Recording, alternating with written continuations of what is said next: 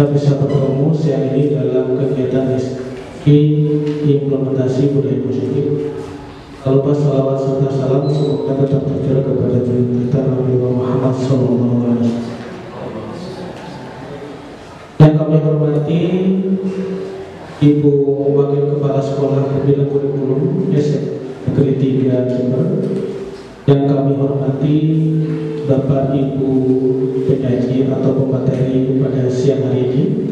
Yang kami hormati Bapak Ibu yang telah hadir dalam kegiatan diseminasi 2023. Perkenalkan kami di sini sebagai pembawa acara sekaligus moderator untuk menyampaikan susunan acara diseminasi 2023. Yang pertama adalah pembukaan, yang kedua adalah menyanyikan lagu Indonesia yang akan dipandu oleh Ibu Injan SPD. Kemudian sambutan sekaligus membuka kegiatan yang akan disampaikan oleh Ibu Yuswita Sari SPDMP. Selanjutnya adalah kegiatan inti yaitu diseminasi implementasi budaya positif yang akan disampaikan oleh 5 penyaji di depan kita, yaitu Ibu Siti Masruro, Bapak Bayu Arif Prabudi, Ibu Lilin Indah Febrianti, Ibu Yulika Tri Trisnawati, dan Bapak Dodi Dwi Aprianto. Kemudian dilanjutkan dengan tanya jawab. Kemudian ada sesi yang mungkin menarik bagi kita, yaitu surprise. Selanjutnya doa dan penutup. Bapak Ibu sekalian, untuk memasuki sesi selanjutnya, yaitu menyanyikan lagu Nusantara yang akan dipandu Ibu Sinjan SPD, kepada beliau kami persilakan. Bapak Ibu sekalian dimohon berdiri.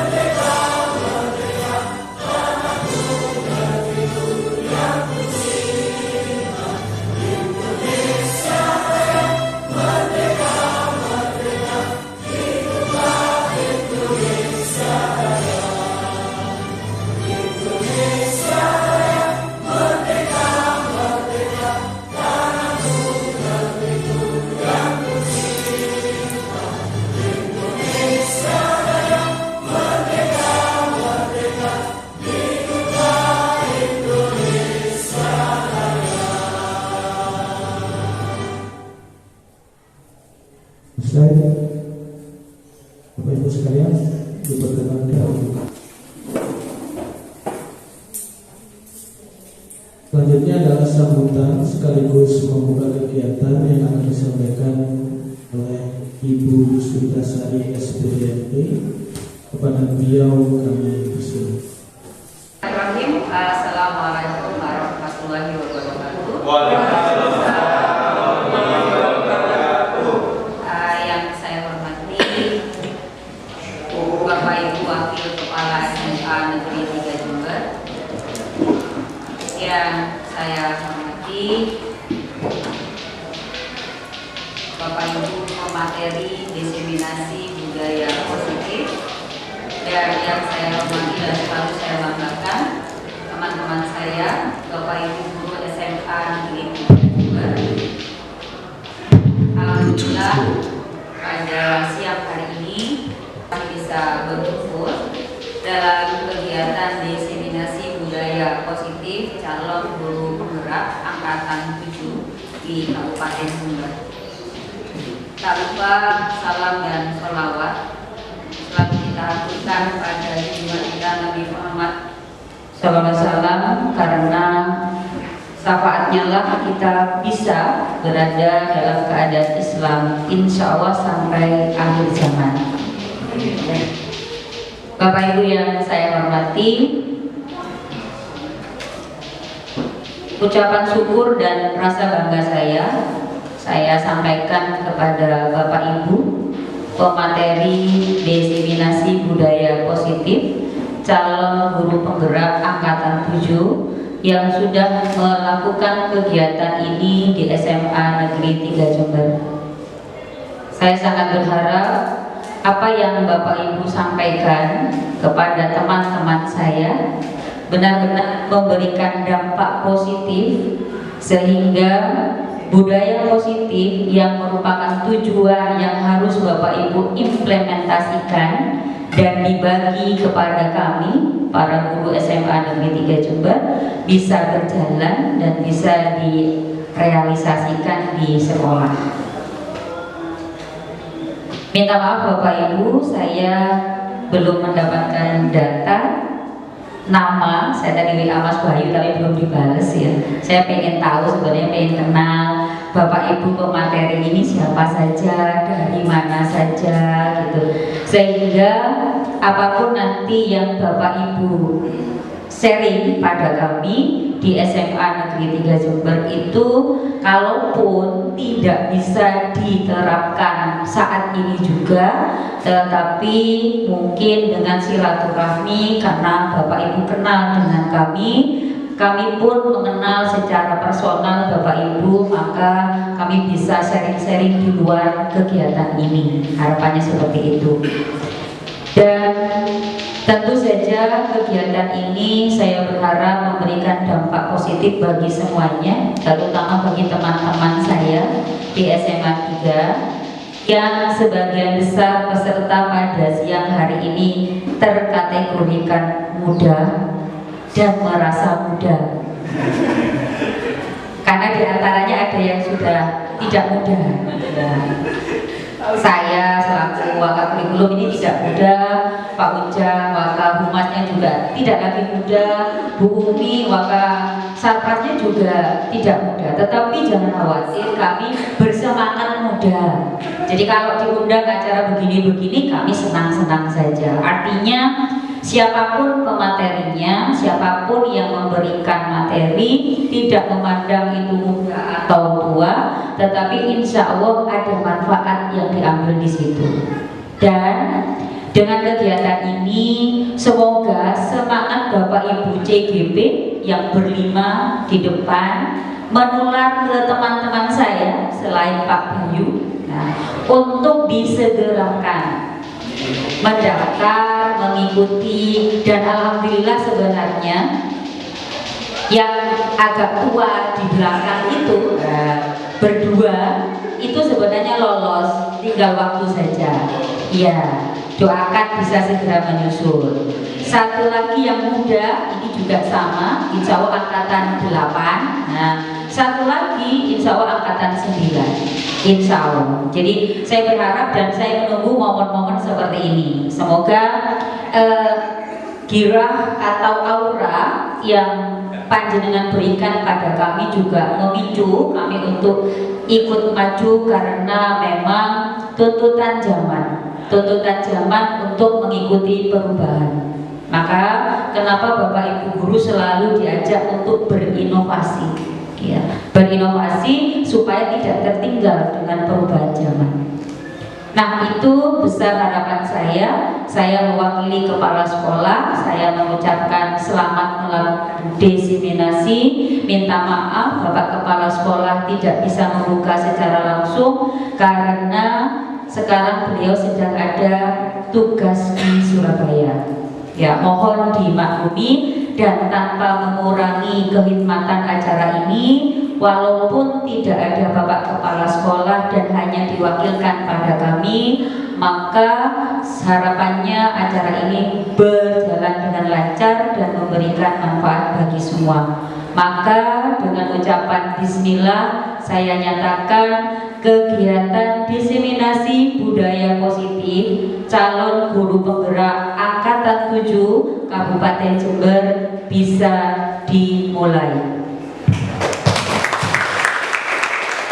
Demikian Bapak Ibu yang bisa saya sampaikan. Saya minta maaf jika ada kurang lebihnya, dan billahi taufik wal hidayah. Wassalamualaikum warahmatullahi wabarakatuh.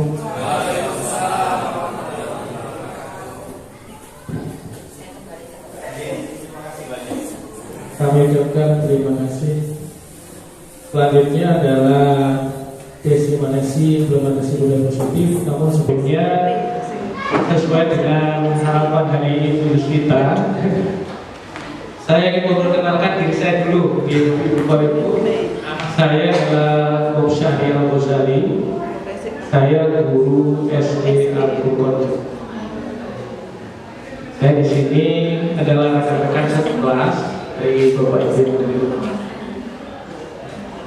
Selanjutnya saya ingin memperkenalkan Ibu Siti Masrullah. Ibu Siti Masrullah.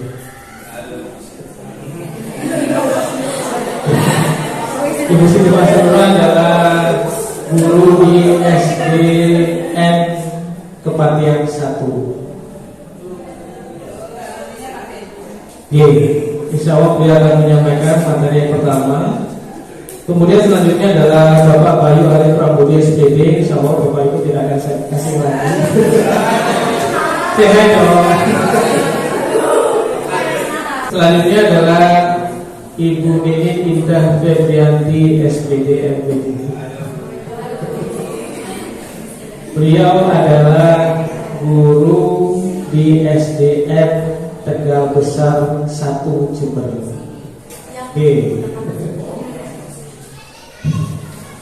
Selanjutnya adalah Ibu Yulika Tri Trisnawati SPD. Beliau adalah guru di SDK Maria Fatimah 3. Kita sini di mana itu? Terspat selanjutnya. Dan terakhir adalah Bapak Dodi Dwi Aprianto SPD GR. Kepada beliau adalah guru di SMK Teknologi Baru. Mungkin beliau yang ini adalah topik yang luar biasa. Mungkin kita sudah pernah atau bahkan setiap hari sudah melakukan budaya positif di sekolah. Namun refresh atau penyegaran kembali tentang materi budaya positif di sekolah itu perlu seiring dengan pergantian generasi yang ada di sekolah tersebut. Nah, saya sangat appreciate kepada Bapak Ibu yang menjadi penyaji pada siang hari ini yang telah mengisikan waktunya untuk melaksanakan diseminasi budaya positif di SMA Negeri 3 Jember. Agar tidak terlalu lama, mari kita beri aplaus kepada Bapak Ibu guru yang di depan yang akan kepada Bapak Ibu sekalian kami persilakan. Mungkin yang pertama dari Ibu Siti Masrullah. Yang terhormat Ibu Kepala Sekolah, Ibu Wakil Kepala Sekolah SMA Negeri 3 Jember.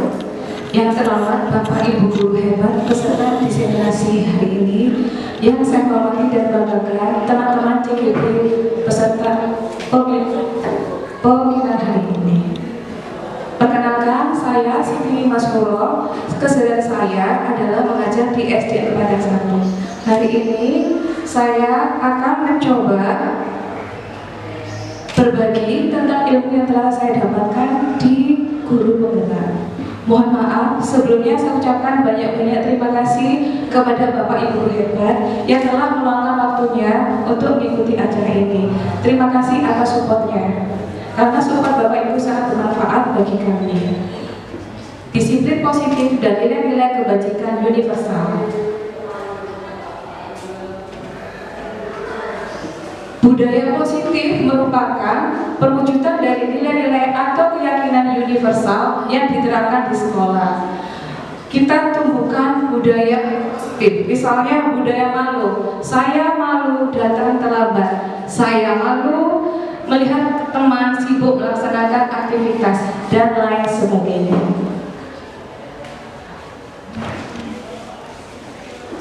Budaya positif di sekolah ialah nilai-nilai, keyakinan-keyakinan, dan kebiasaan-kebiasaan sekolah yang berpihak pada murid. Mari kita budayakan 5S. Tentunya Bapak Ibu sudah menerangkan semua 5S. Mungkin ada yang mau berbagi dengan saya apa 5S itu, guys?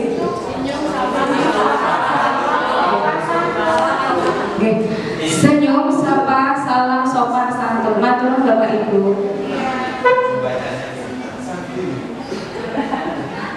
Makna disiplin. Disiplin diri membuat orang menggali potensinya menuju sebuah tujuan, apa yang dia hargai. Makna disiplin. Disiplin diri dapat membuat seseorang menggali potensinya menuju kepada sebuah tujuan, sesuatu yang dihargai dan bermakna.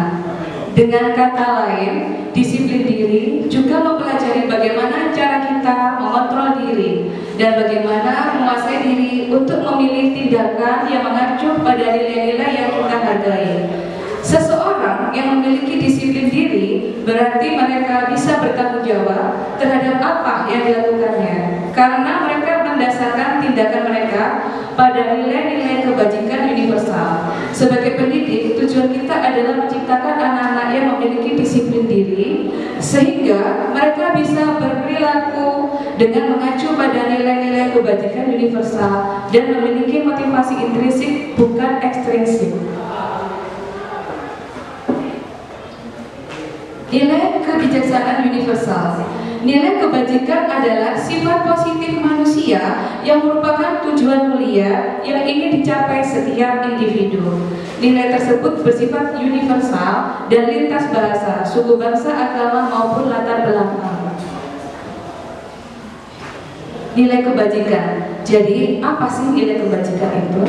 Nilai kebajikan ini sifat-sifat positif manusia yang merupakan tujuan mulia yang ingin dicapai setiap individu. Seperti yang telah dikemukakan oleh Dr. William Glasser pada telekontrol tahun 1984 menyatakan bahwa setiap perbuatan memiliki suatu tujuan, dan selanjutnya Diana Ghosh 1998 mengemukakan bahwa dengan mengaitkan nilai-nilai kebajikan yang diyakini seseorang, maka motivasi intrinsiknya akan terbangun, sehingga menggerakkan motivasi dari dalam untuk dapat mencapai tujuan mulia yang diinginkan.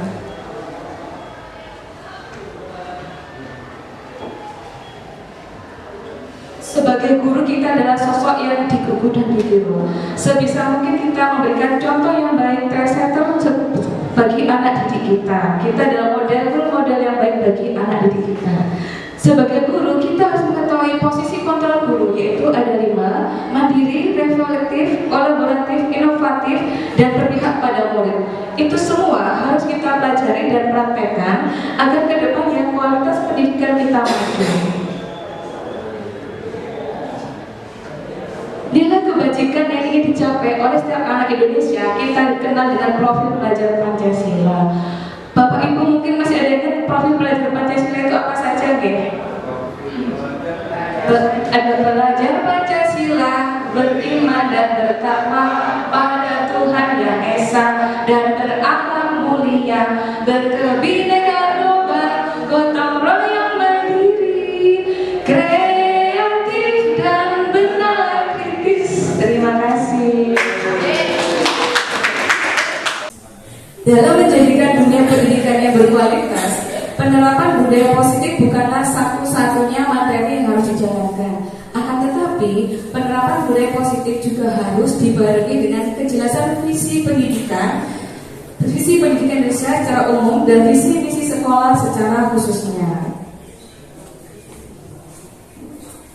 Kebetulan saya guru SD, saya berusaha memberikan budaya positif dari kita sendiri dulu. Jadi akan lebih mudah kalau kita mempraktekkan sendiri. Saya berusaha datang lebih awal, lebih pagi, mendahului siswa saya, menyambut siswa saya di depan kelas, membiasakan anak-anak untuk menyapa, memberi salam. Yang kedua, saya selalu mencontohkan pada anak-anak menjaga kebersihan, pembiasaan cuci tangan dan keset terlebih dahulu sebelum masuk kelas.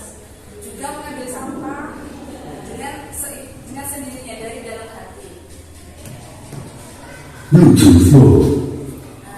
Untuk di dalam kelas, saya selalu membiasakan siswa untuk selalu rukun dalam bekerja sama, agar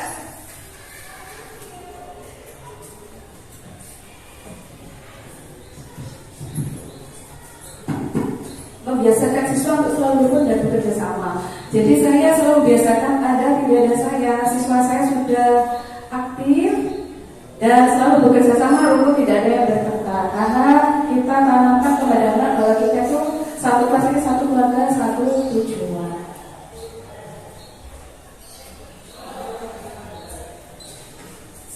Itu contoh budaya positif yang sudah saya terapkan di sekolah. Saya yakin semua bapak ibu sudah menerapkan budaya positif di sekolah. Dan saya ingin berbagi, mungkin bapak ibu guru di sini bisa mau berbagi atau sharing ilmunya dengan saya. Budaya positif apa saja yang telah bapak ibu terapkan yang berkaitan dengan aktivitas pembelajaran di kelas. Monggo. Bapak ibu yang mau berbagi.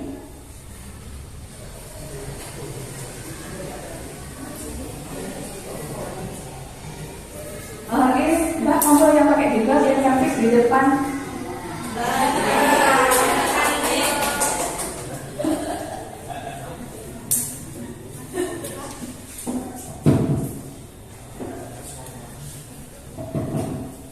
Assalamualaikum warahmatullahi wabarakatuh. Budaya positif yang saya lakukan terutama di kelas mungkin tidak jauh berbeda dengan yang ibu lakukan di sekolah itu. Saya juga membiasakan siswa saya untuk belajar bersama,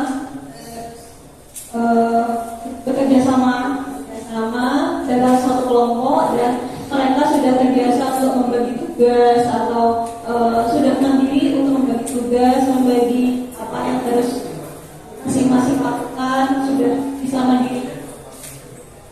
Maaf, dengan Bu siapa? Ika Permatasari. Terima kasih.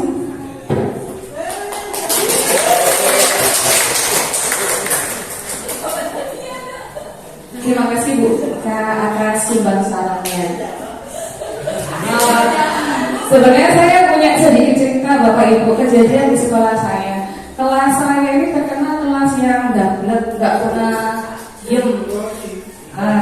Kadang Bapak Ibu guru soalnya segini, oh kelas 4A, kelas saya gablek. Padahal saya sih juga nggak suka kalau kelas itu terlalu diam seperti kuburan. Pengalaman saya, kalau kelas lain, kadang kalau gurunya tidak masuk diberitahu, anak hari ini Bu tidak masuk karena sakit. Murid itu senang, tapi alhamdulillah berbeda saya. Kelas saya kadang bila guru mapelnya berhalangan hadir, dan saya sampaikan, anak-anak hari ini guru mapelnya berhalangan hadir. Anak-anak belajar bersama guru ya. Anak-anak semangat goreng, lebih senang sama bu gurunya.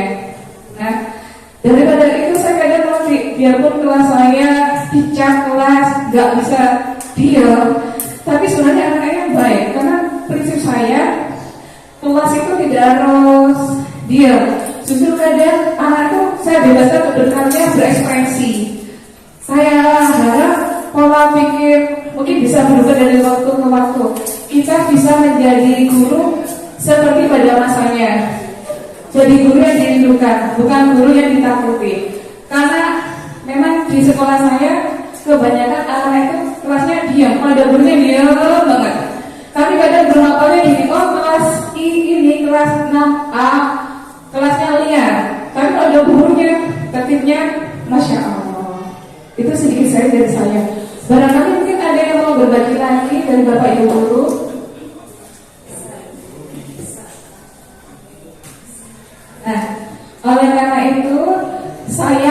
mengajak Bapak Ibu guru hebat yang ada di SMA 3 ini untuk menerapkan budaya positif mulai dari diri kita sendiri. Mungkin bisa diawali dengan diniatkan bekerja untuk mencari berkah, karena Allah juga mencerdaskan bangsa dengan penuh ikhlas dari dalam hati. Dimulai contohnya kita datang lebih pagi, lebih awal, bukan karena takut absen merah, tapi karena memang ikhlas dari dalam, karena ingin bekerja semaksimal mungkin untuk mencerdaskan kehidupan bangsa, generasi emas penerus bangsa Indonesia. Mungkin ada dari Bapak Ibu yang ingin ditanyakan dari materi hari ini.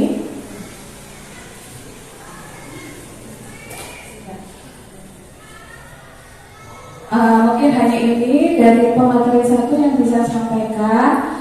Kurang lebihnya kami mohon maaf dan terima kasih tak terhingga kepada pihak SMA 3, Bapak Prasola dan Ibu Waka, karena sudah mengizinkan kami untuk berbagi sharing ilmu di sini. Dan juga terima kasih Bapak Ibu guru hebat yang sudah meluangkan waktunya untuk kami. Kurang lebihnya saya mohon maaf. Saya akhiri, wabillahi taufiq wal hidayah. Wassalamualaikum warahmatullahi wabarakatuh.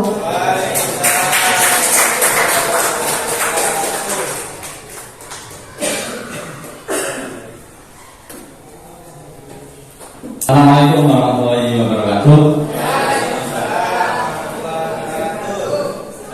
Di sini saya akan lanjutkan materi dari yang sudah disampaikan. Ya. Nama saya Bayu Prabudi, calon penggerak angkatan 7. Tempat kerja saya dari sini. SMA Negeri 3 Jember. Ya, yang akan saya jelaskan di sini yaitu mengenai teori motivasi, hukuman dan penghargaan, begitu juga restitusi.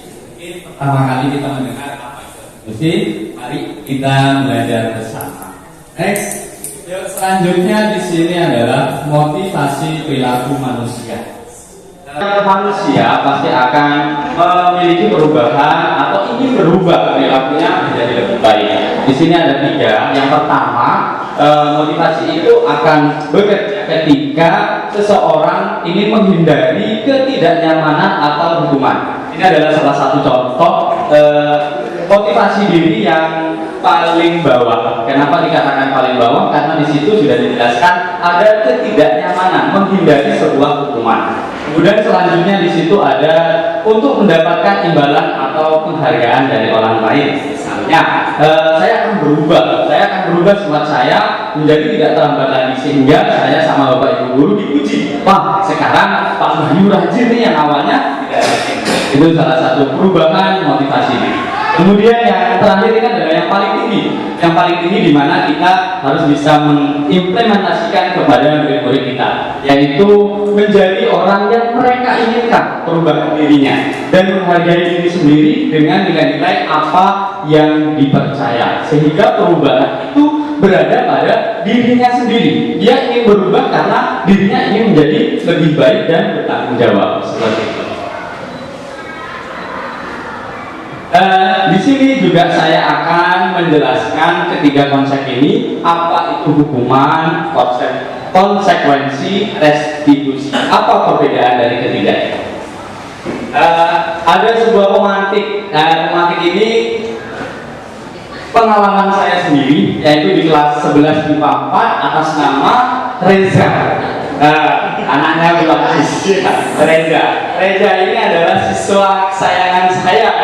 Kenapa? Ketika saya melakukan pembelajaran, ternyata saya amati Reza itu berbeda dengan temannya, agak spesial. Kenapa agak spesial? Ya mungkin tidak begitu suka pelajaran biologi, sehingga dia menulis, menggambar, melakukan keinginannya sendiri dan tidak memperhatikan apa yang saya ajar. Nah, ketika itu Reza saya lihat, ternyata dia, kemudian saya berikan pertanyaan kepada Reza tentang apa yang saya berikan materinya. Ternyata Reza gugup, Reza malah grogi, akhirnya kesenggol tasnya. Dia terbata-bata ketika mau menjawab. Hasilnya semua teman sekelasnya mengetahui si Reza tersebut. Ternyata saya membiarkan teman-temannya yang sedang tertawa. Malah saya memberikan hukuman kepada Reza. Hukumannya apa? Reza, kamu karena tidak memperhatikan Bapak, silakan maju ke depan dan pegang hidung kamu, Reza. Ternyata semakin ramai kelasnya karena mentertawakan si Reza itu. Dari soal pemantik ini, apakah Bapak Ibu guru di sini setuju dengan tindakan saya? Bagaimana? Setuju apa enggak? Kemudian yang kedua di sini, menurut Bapak Ibu, tindakan saya terhadap Reza itu adalah sebuah hukuman atau konsekuensi? Mungkin ada yang mau menjawab. Bu Fauzia? Ayo Bu Fauzia, silakan Bu Fauzia.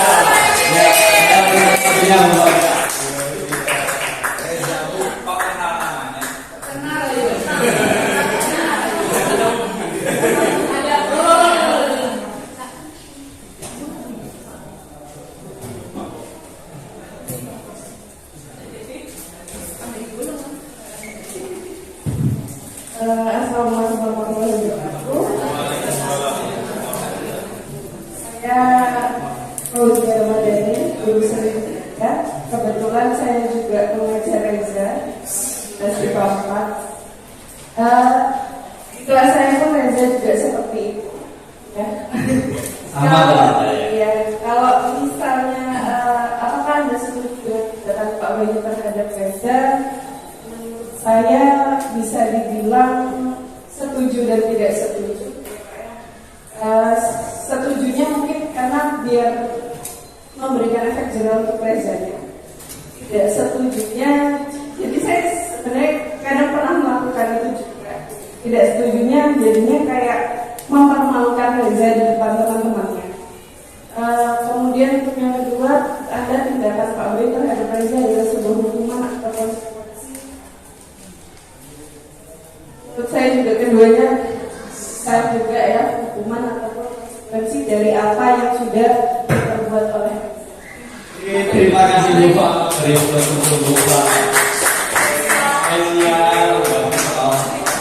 Saya lupa ibunya Reza di sini. Sebenarnya saya lemparkan ke ibunya.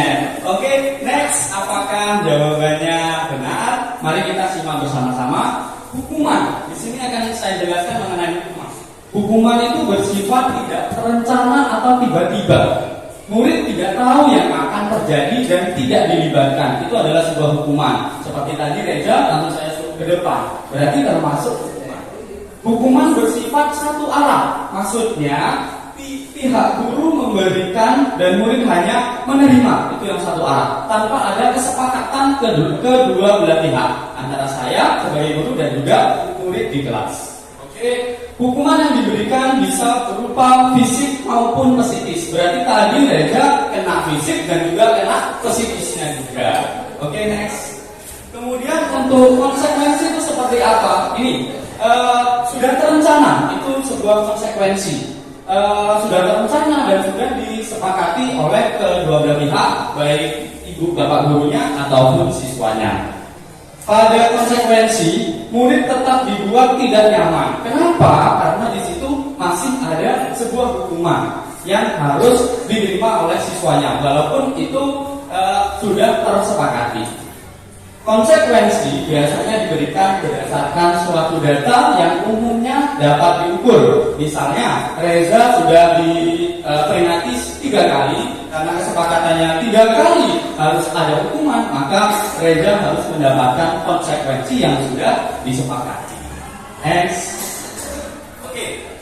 Selanjutnya di sini ada sebuah pertanyaan. Apakah jawaban 1 sampai 5 itu hukuman atau konsekuensi? Yang pertama, mencatat 100 kali di dalam buku kalimat. Saya tidak akan terlambat lagi karena terlambat ke sekolah. Termasuk apa Bapak Ibu?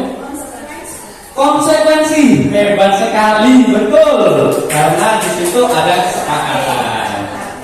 Yang kedua, membersihkan coretan yang dibuatnya di meja tulis. Iya, konsekuensi juga. Ternyata sekarang coba yang ketiga.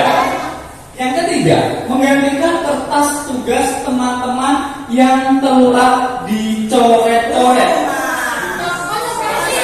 Konsekuensi lagi, ya semakin menarik. Dan yang terakhir, ini keempat, murid diminta untuk push up 15 kali karena tidak menggunakan. Iya betul, Wak. Sudah mulai semuanya bisa. Dan ini adalah soal bisa juga ya.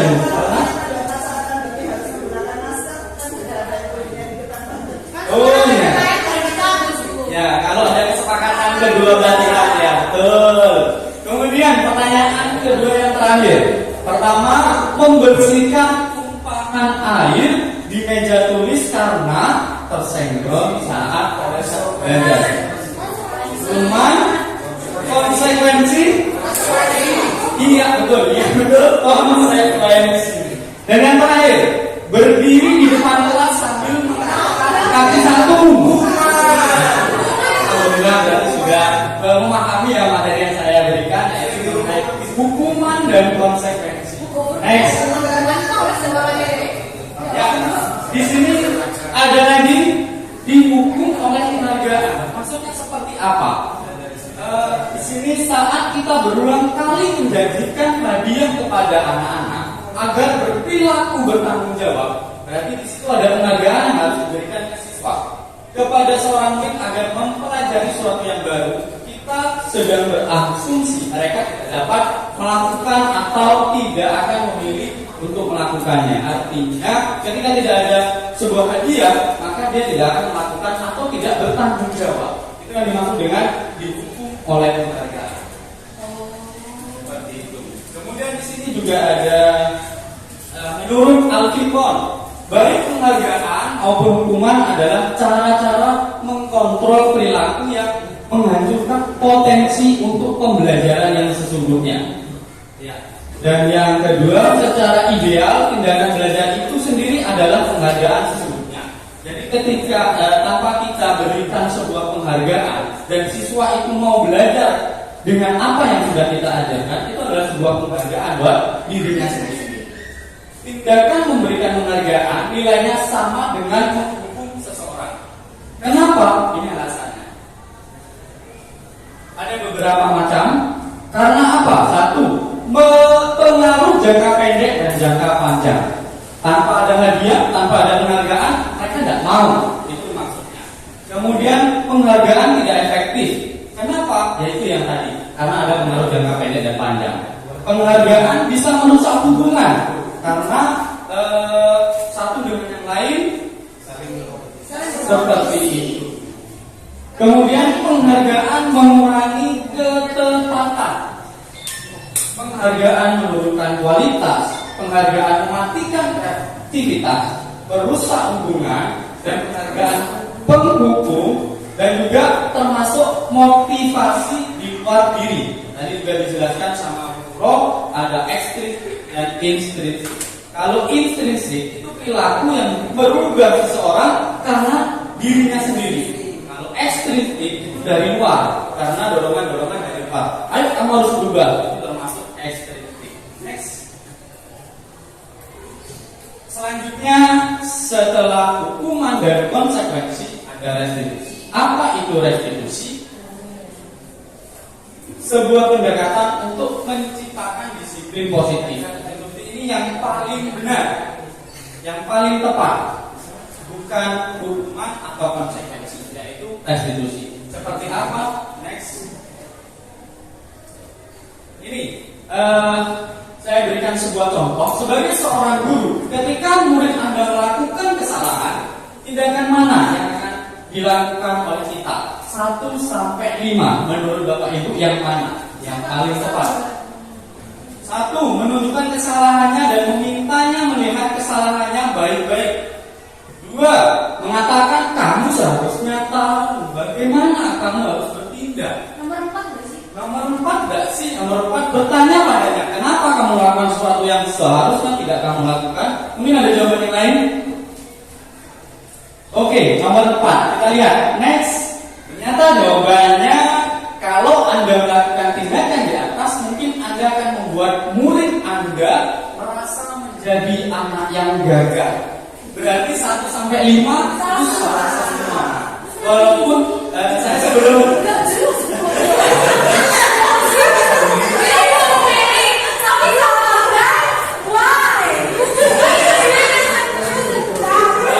gitu, gini Bu Rima.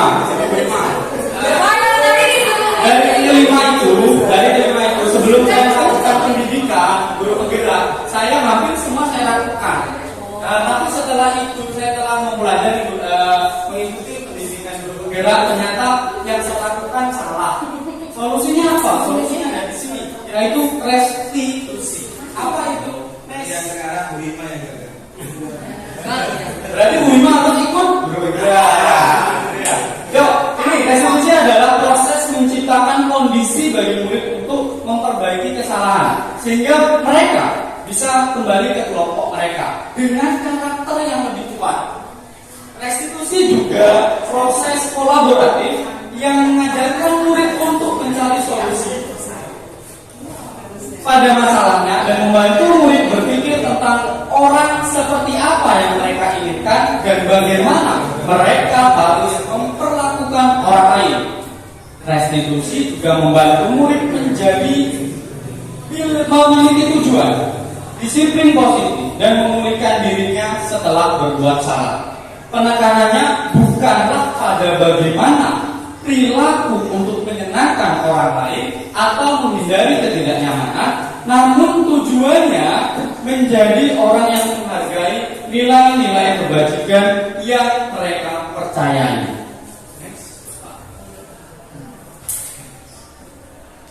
Restitusi. Melalui pendekatan ini, ketika murid berbuat salah, guru akan menanggapi dengan mengajak murid berefleksi. Apa kesalahannya? Ditanyakan. Dapat mereka lakukan. Oke, contohnya nanti akan dijelaskan sama pemateri selanjutnya. Saya hanya menjelaskan apa itu restitusi. Oke. Pendekatan restitusi tidak hanya menguntungkan si korban atau yang melakukan kesalahan, tetapi juga menguntungkan orang lain yang berbuat salah. Oke. Terima kasih. Ini materi yang saya sampaikan. Selanjutnya ke materi selanjutnya yaitu penyampaian kelas. Saya akhiri. Assalamualaikum warahmatullahi wabarakatuh.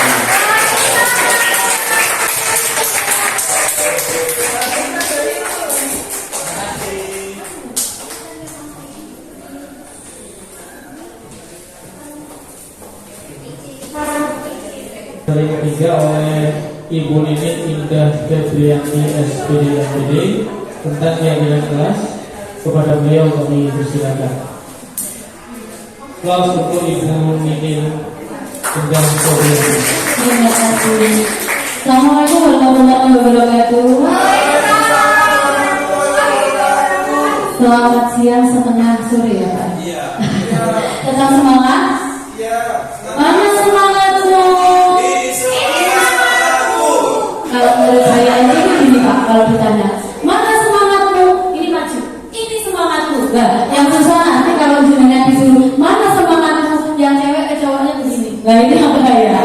Nah, berarti kalau gitu Bapak Ibu gurunya pasti punya metode sendiri gimana caranya supaya mana semangatmu ditunjukkan dengan sesuatu hal yang berbeda. Coba saya tanya, mana semangatmu? Ini semangatmu. Mana semangatmu? Ya Allah, bapaknya coba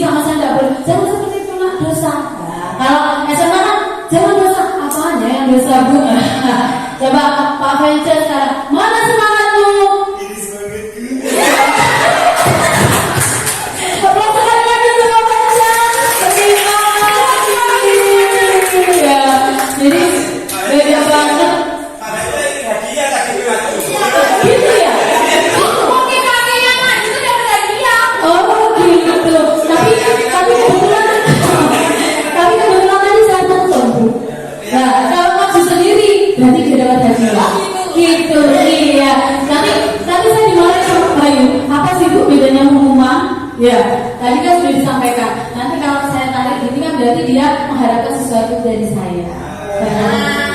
Rumah saya masih di sini kok, Pak.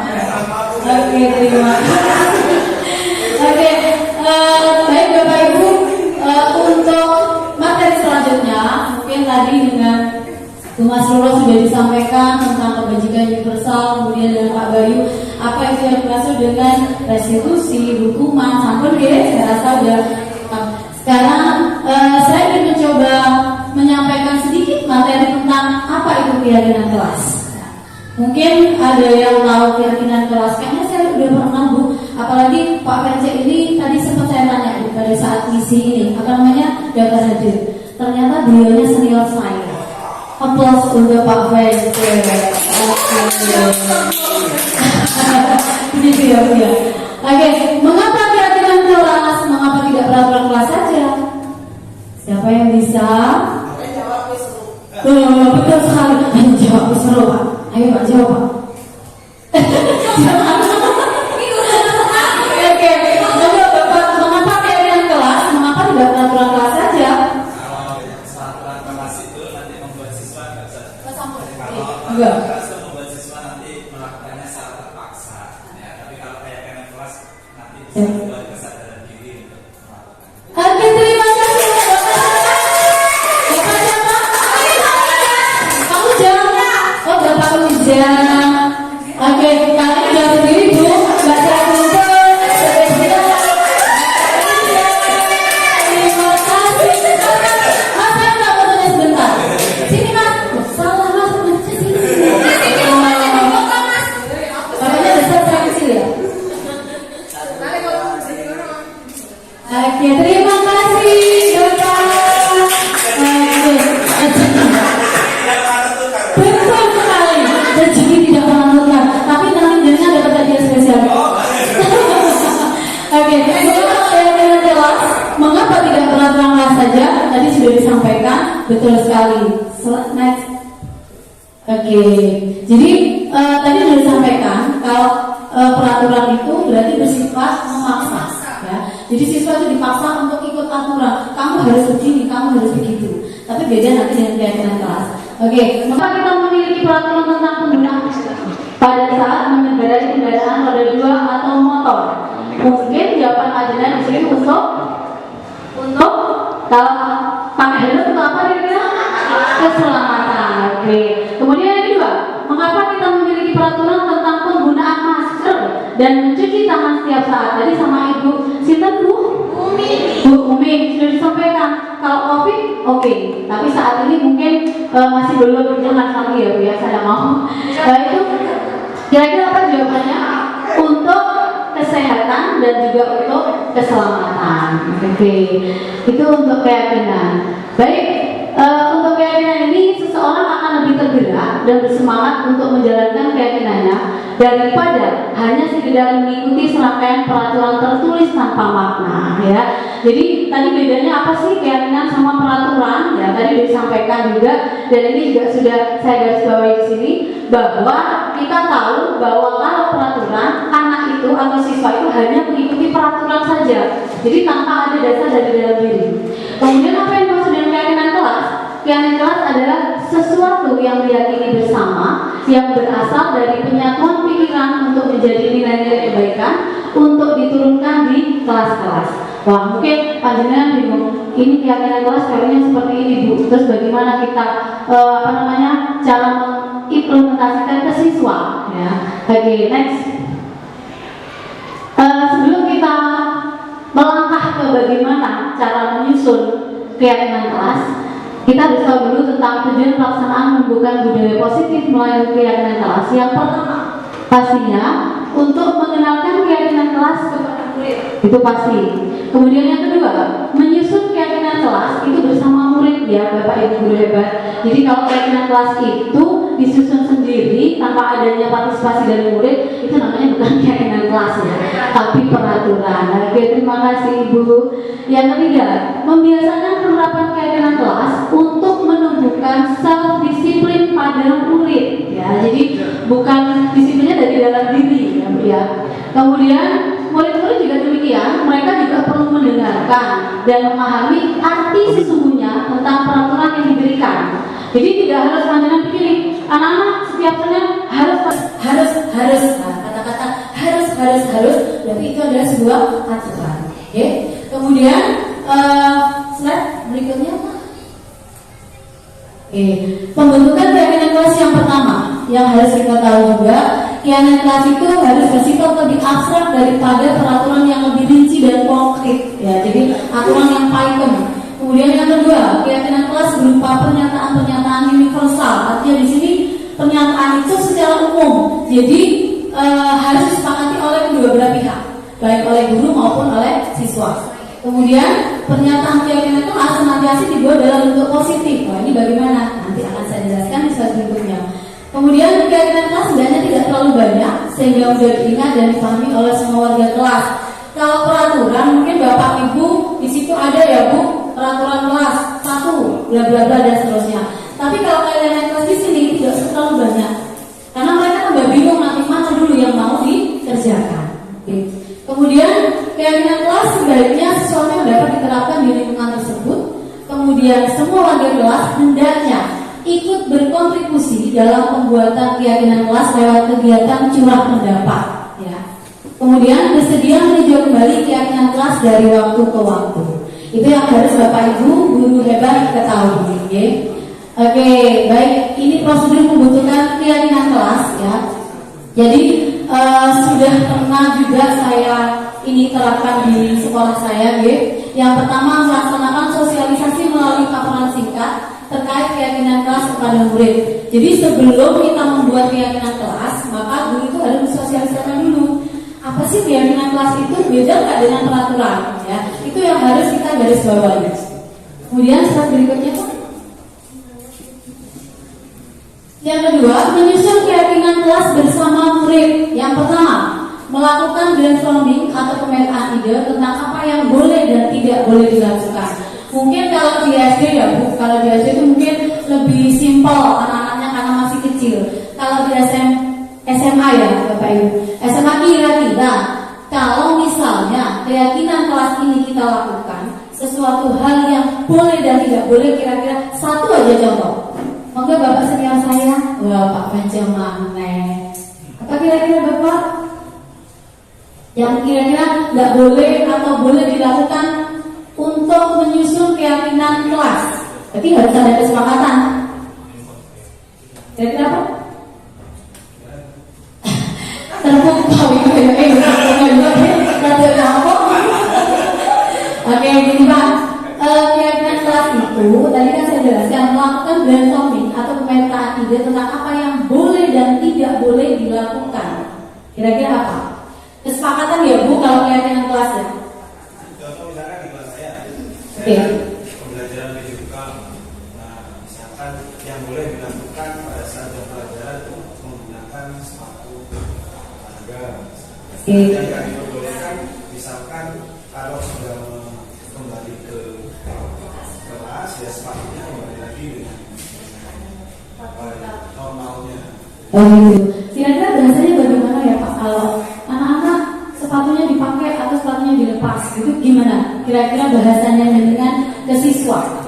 Menggunakan sepatu yang nyaman. Oke, bagus. Terima kasih Bapak Pence.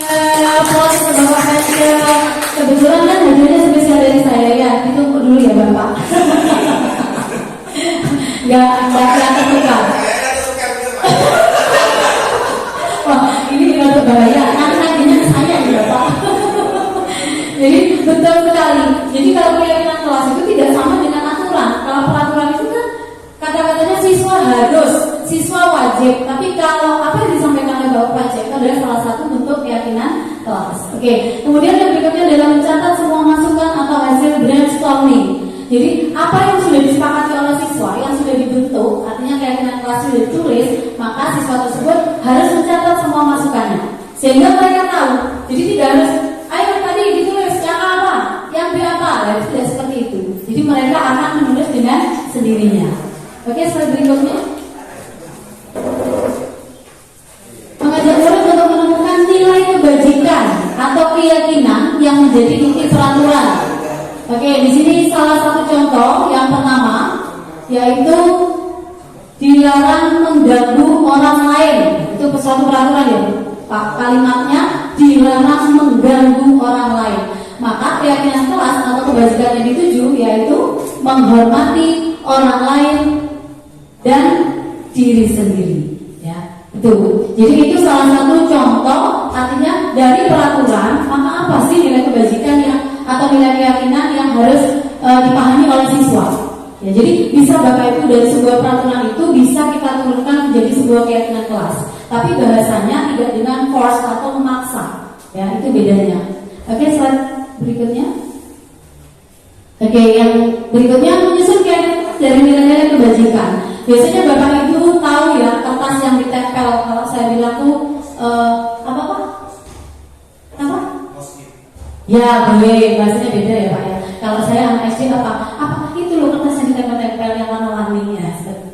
Jadi boleh Bapak Ibu. Jadi setelah kita menyusun, kemudian yang pertama menuliskan kesepakatan atau keyakinan, kemudian disusun atau disimpulkan bersama, dan terakhir pastinya harus diimplementasikan oleh siswa tersebut. Ya, jadi mungkin nanti dibagi per kelompok. Jadi kelompok A, B, C, D, mana keyakinan kelas yang harus dibuat. Kemudian per masing-masing kelompok itu biasanya kalau guru yang inovatif itu biasanya mereka disuruhkan kemudian nempel.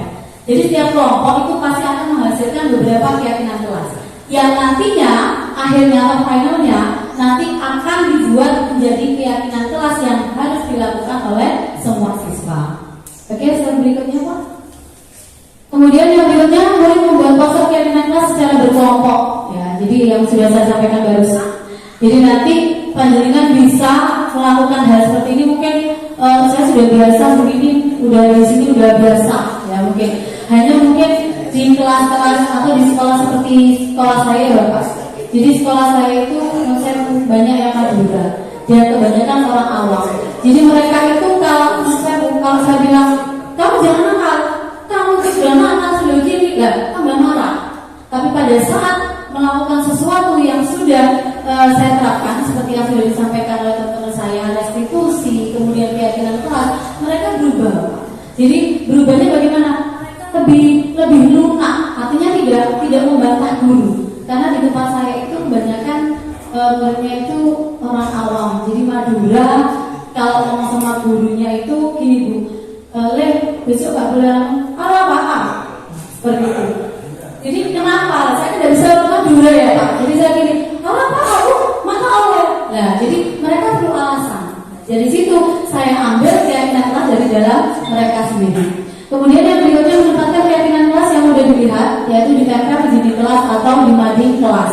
Karena keyakinan kelas itu mereka yang buat, maka konsekuensinya mereka yang melaksanakan. Oke, yang kelima, melakukan pendalaman pada setiap keyakinan kelas melalui kegiatan sederhana seperti melakukan introspeksi diri dan menyampaikan keyakinan kelas apa yang belum dilaksanakan di hari itu. Jadi setelah keyakinan kelas itu terbentuk, Bapak Ibu jangan lupa mereka harus memberikan feedback atau reward ya. Jadi anak-anak kira-kira dari 10 keyakinan kelas yang sudah kita buat untuk hari ini apa yang belum dikerjakan. Nah, jadi gurunya itu melakukan atau membuat sebuah pertanyaan tematik, maka siswa itu nanti setelah itu baru melakukan introspeksi diri. Jadi antar siswa dengan siswa itu saling berintrospeksi. Kira-kira kamu tadi sudah nggak melepas malu saat di kelas dan sebagainya. Kemudian yang berikutnya hal-hal yang perlu diperhatikan dalam pembentukan keyakinan kelas. Yang pertama, menyusun keyakinan kelas sesuai prosedur pembentukan keyakinan kelas yang sudah saya sampaikan. Kemudian mengganti kalimat-kalimat dalam bentuk negatif menjadi positif seperti yang sudah disampaikan Pak Kerja tadi.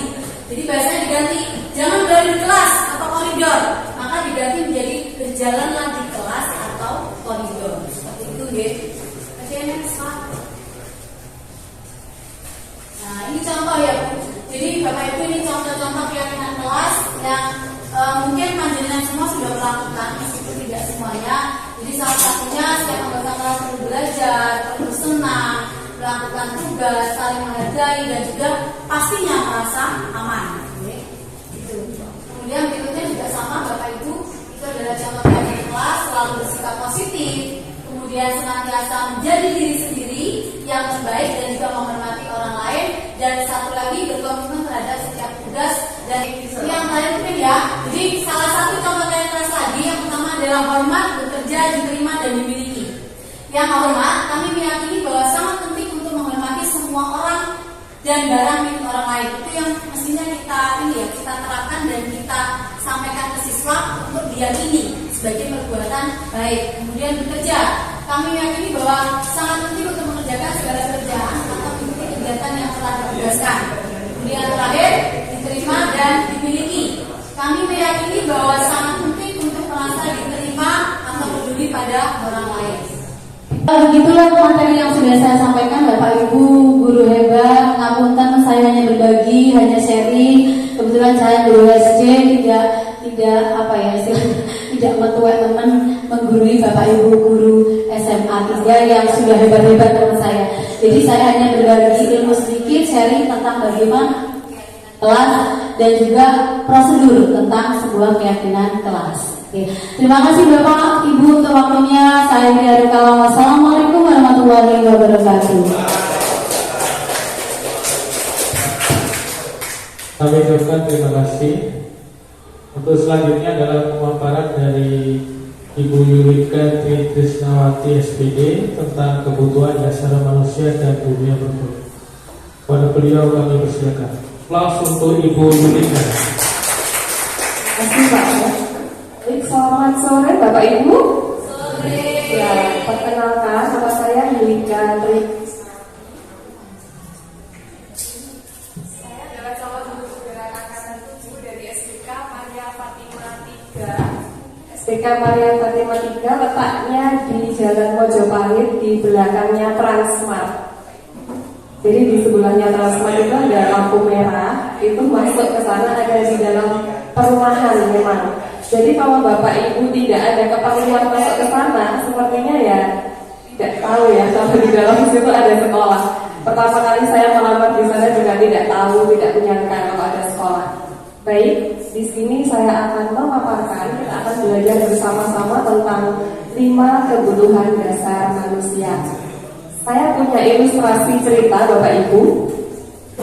Ada seorang guru namanya Ibu Ambar, guru wali kelas 2A di SD Trita Hati, sedang bingung menghadapi ulah salah satu murid di kelasnya yang bernama. Beberapa anak di kelas 2A telah datang padanya dan mengeluh. Doni sering meminta bekal makan siang mereka dengan paksa. Next Pak. Apakah ilustrasi ceritanya bisa diterima tadi? Jadi ada teman-temannya Doni itu lapor, ibu-ibu, Doni meminta bekal saya. Terus satu lagi dan Bu Guru, Doni minta bekal saya. Nah di sini ada pertanyaan. Jika Bapak Ibu menghadapi situasi seperti Ibu Ambar, kira-kira apa yang akan Bapak Ibu lakukan? Ketika menerima laporan dari murid-murid, ada temannya yang meminta bekal makanan. Saya maju ya. Kira-kira kalau Ibu bagaimana sebagai Ibu Ambar? Perkenalkan, nama saya Nurul Aziza.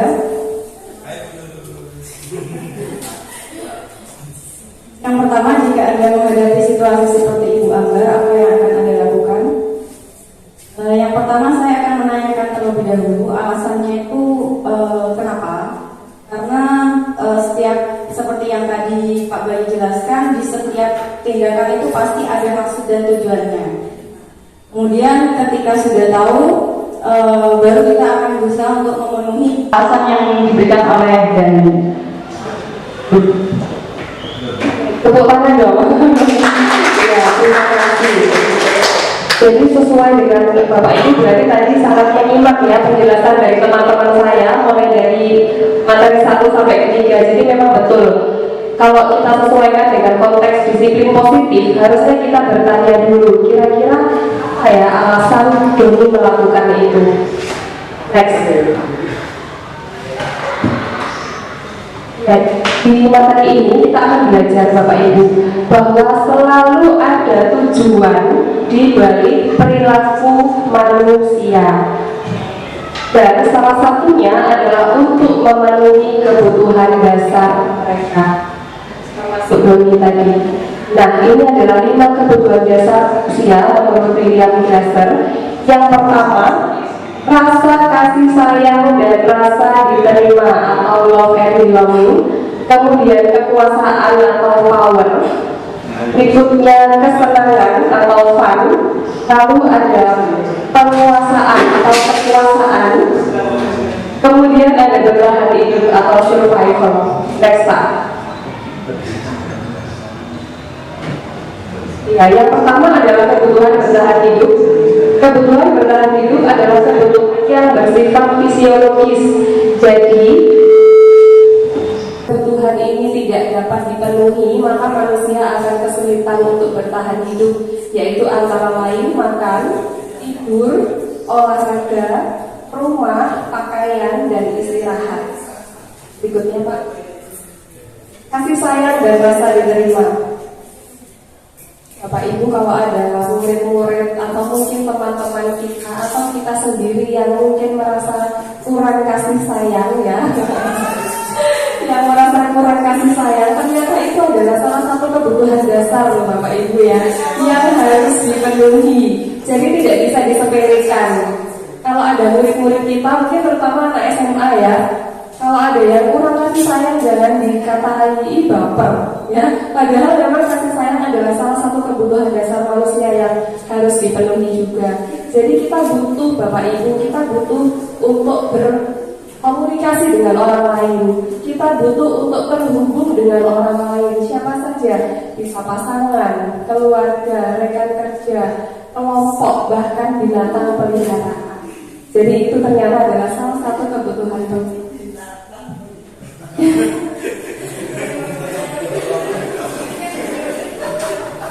Baik, yang berikutnya ada kekuasaan dan penguasaan. Nah, kalau kita perhatikan ada murid-murid kita yang suka sekali menjadi yang pertama di dalam kelompok, mungkin dia suka sekali memimpin, berarti kebutuhan kekuasaan dia sangat besar Bapak Ibu, dan itu juga perlu kita salurkan.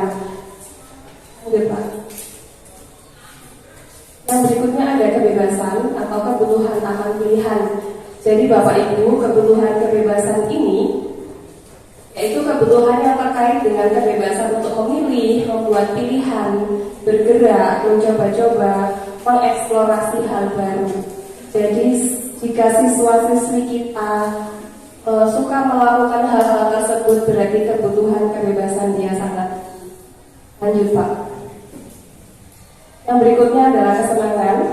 Kebutuhan akan kesenangan adalah kebutuhan untuk mencari kesenangan. Bermain, bersenang-senang, bergembira. Glasser menghubungkan kebutuhan ini dengan belajar Bapak Ibu. Jadi ada beberapa binatang seperti anjing, lumba-lumba itu mereka menikmati bermain dan sekaligus mempelajari hal-hal dari situ. Sama dengan murid-murid kita, mereka akan menikmati hal-hal yang menurut mereka menyenangkan. Jadi ketika kita bisa memberikan pembelajaran yang menyenangkan bagi mereka, mereka akan sangat menikmati dan pengalaman itu akan sangat berarti untuk mereka. Lanjut Pak. Ya, semua orang senantiasa berusaha untuk memenuhi kebutuhan dengan berbagai cara. Bila mereka tidak bisa mendapatkan kebutuhannya dengan cara yang positif, mereka bisa saja, mungkin saja akan mendapatkan kebutuhan itu dengan cara yang negatif, seperti melanggar peraturan atau hal-hal yang tidak sesuai dengan nilai-nilai kebajikan. Jadi jika siswa-siswi kita melakukan hal-hal, mungkin kalau tadi seperti Ibu Ambar tidak akan terjadi dari SMA ya. Ada teman yang minta-minta bekal itu mungkin tidak terjadi. Mungkin kasusnya lain kalau di SMA. Tapi di situ kita bisa oh, mintanya duit ya Ibu ya. Nah, seperti itu. Kira-kira kalau minta duit itu kebutuhan yang mana yang tidak terpenuhi ya? Kebutuhan yang mana? Kalau ada siswa-siswi Bapak Ibu yang minta duit ke temannya, kira-kira dari 5 kebutuhan tadi yang mana yang dia ingin penuhi? Survival ya, karena tahan hidup, mungkin dia gunakan uang itu untuk membeli makanan dan lain-lain. Next Pak. Baik, nah ini penting Bapak Ibu bahwa konsep 5 kebutuhan dasar manusia tidak hanya berlaku bagi siswa-siswi kita loh ya, tetapi juga bagi manusia dewasa. Dalam setting sekolah ada para pendidik dan tenaga kependidikan. Kalau kita perhatikan teman-teman guru kita, kira-kira kita bisa melihat apa tidak ya? Kebutuhan apa yang teman-teman kita itu butuhkan sehingga terima kasih atas kejujurannya ya Bapak ya. Berarti itu lebih ke survival ya Bapak ya, bertahan hidup. Kalau kasih sayang cukup ya Bapak ya.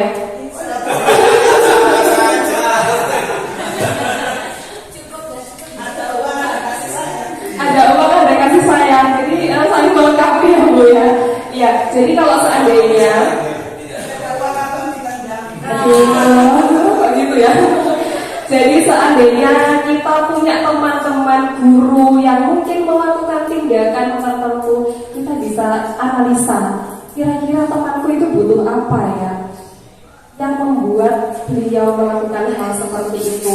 Apakah survival tadi, atau kasih sayang, atau penguasaan? Sama dengan siswa-siswi kita.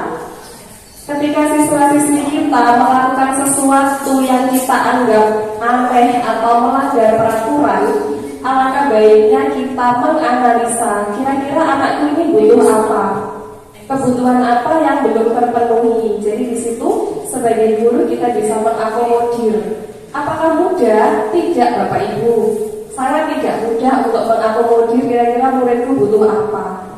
Dan misalkan kita sudah menemukan dia butuh apa, juga belum tentu kita bisa memberikannya dengan mudah. Tetapi itu adalah salah satu cara untuk menumbuhkan budaya positif di sekolah. Ini terhubung dengan materi yang sudah disampaikan oleh teman-teman saya tadi. Jadi memang tidak mudah, tetapi jika 5 kebutuhan dasar ini paling tidak terpenuhi, sebagian besar terpenuhi, maka kemungkinan murid kita akan menghindari perilaku-perilaku yang nyeleneh istilahnya kalau bahasa Jawa.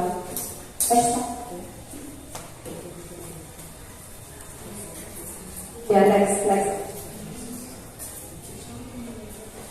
Ya, Bapak Ibu, jika kita ingin murid kita berubah, maka dari siapa dulu? Pertama, kapasitas untuk berubah ada di dalam diri kita. Bapak Ibu gurunya dulu. Kalau Bapak Ibu gurunya aja 5 kebutuhannya belum terpenuhi, pasti akan kesulitan juga untuk melihat siswa-siswi kita. Tetapi kita tidak butuh sempurna dulu ya untuk membantu siswa-siswi kita. Kemudian mencari solusi untuk memenuhi kebutuhan tertentu dengan cara yang positif. Ya, baik, demikian tadi Bapak Ibu pemaparan saya tentang 5 kebutuhan dasar manusia. Mudah-mudahan bermanfaat, dan mohon maaf jika ada hal yang kurang berkenan. Ini sama sih.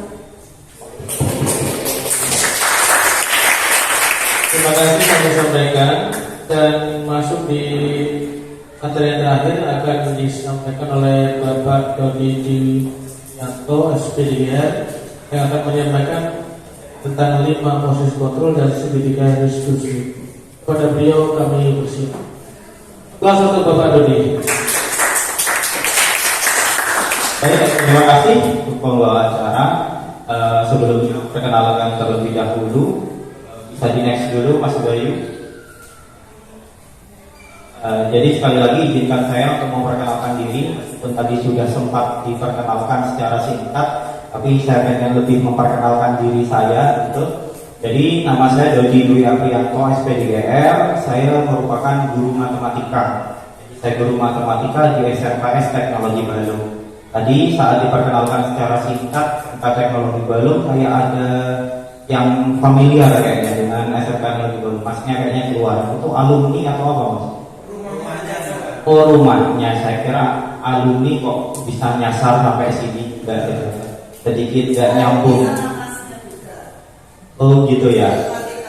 Matematika UNED juga, oh gitu ya. Tapi saya nggak familiar juga, nggak kelihatan dari segi pendidikan.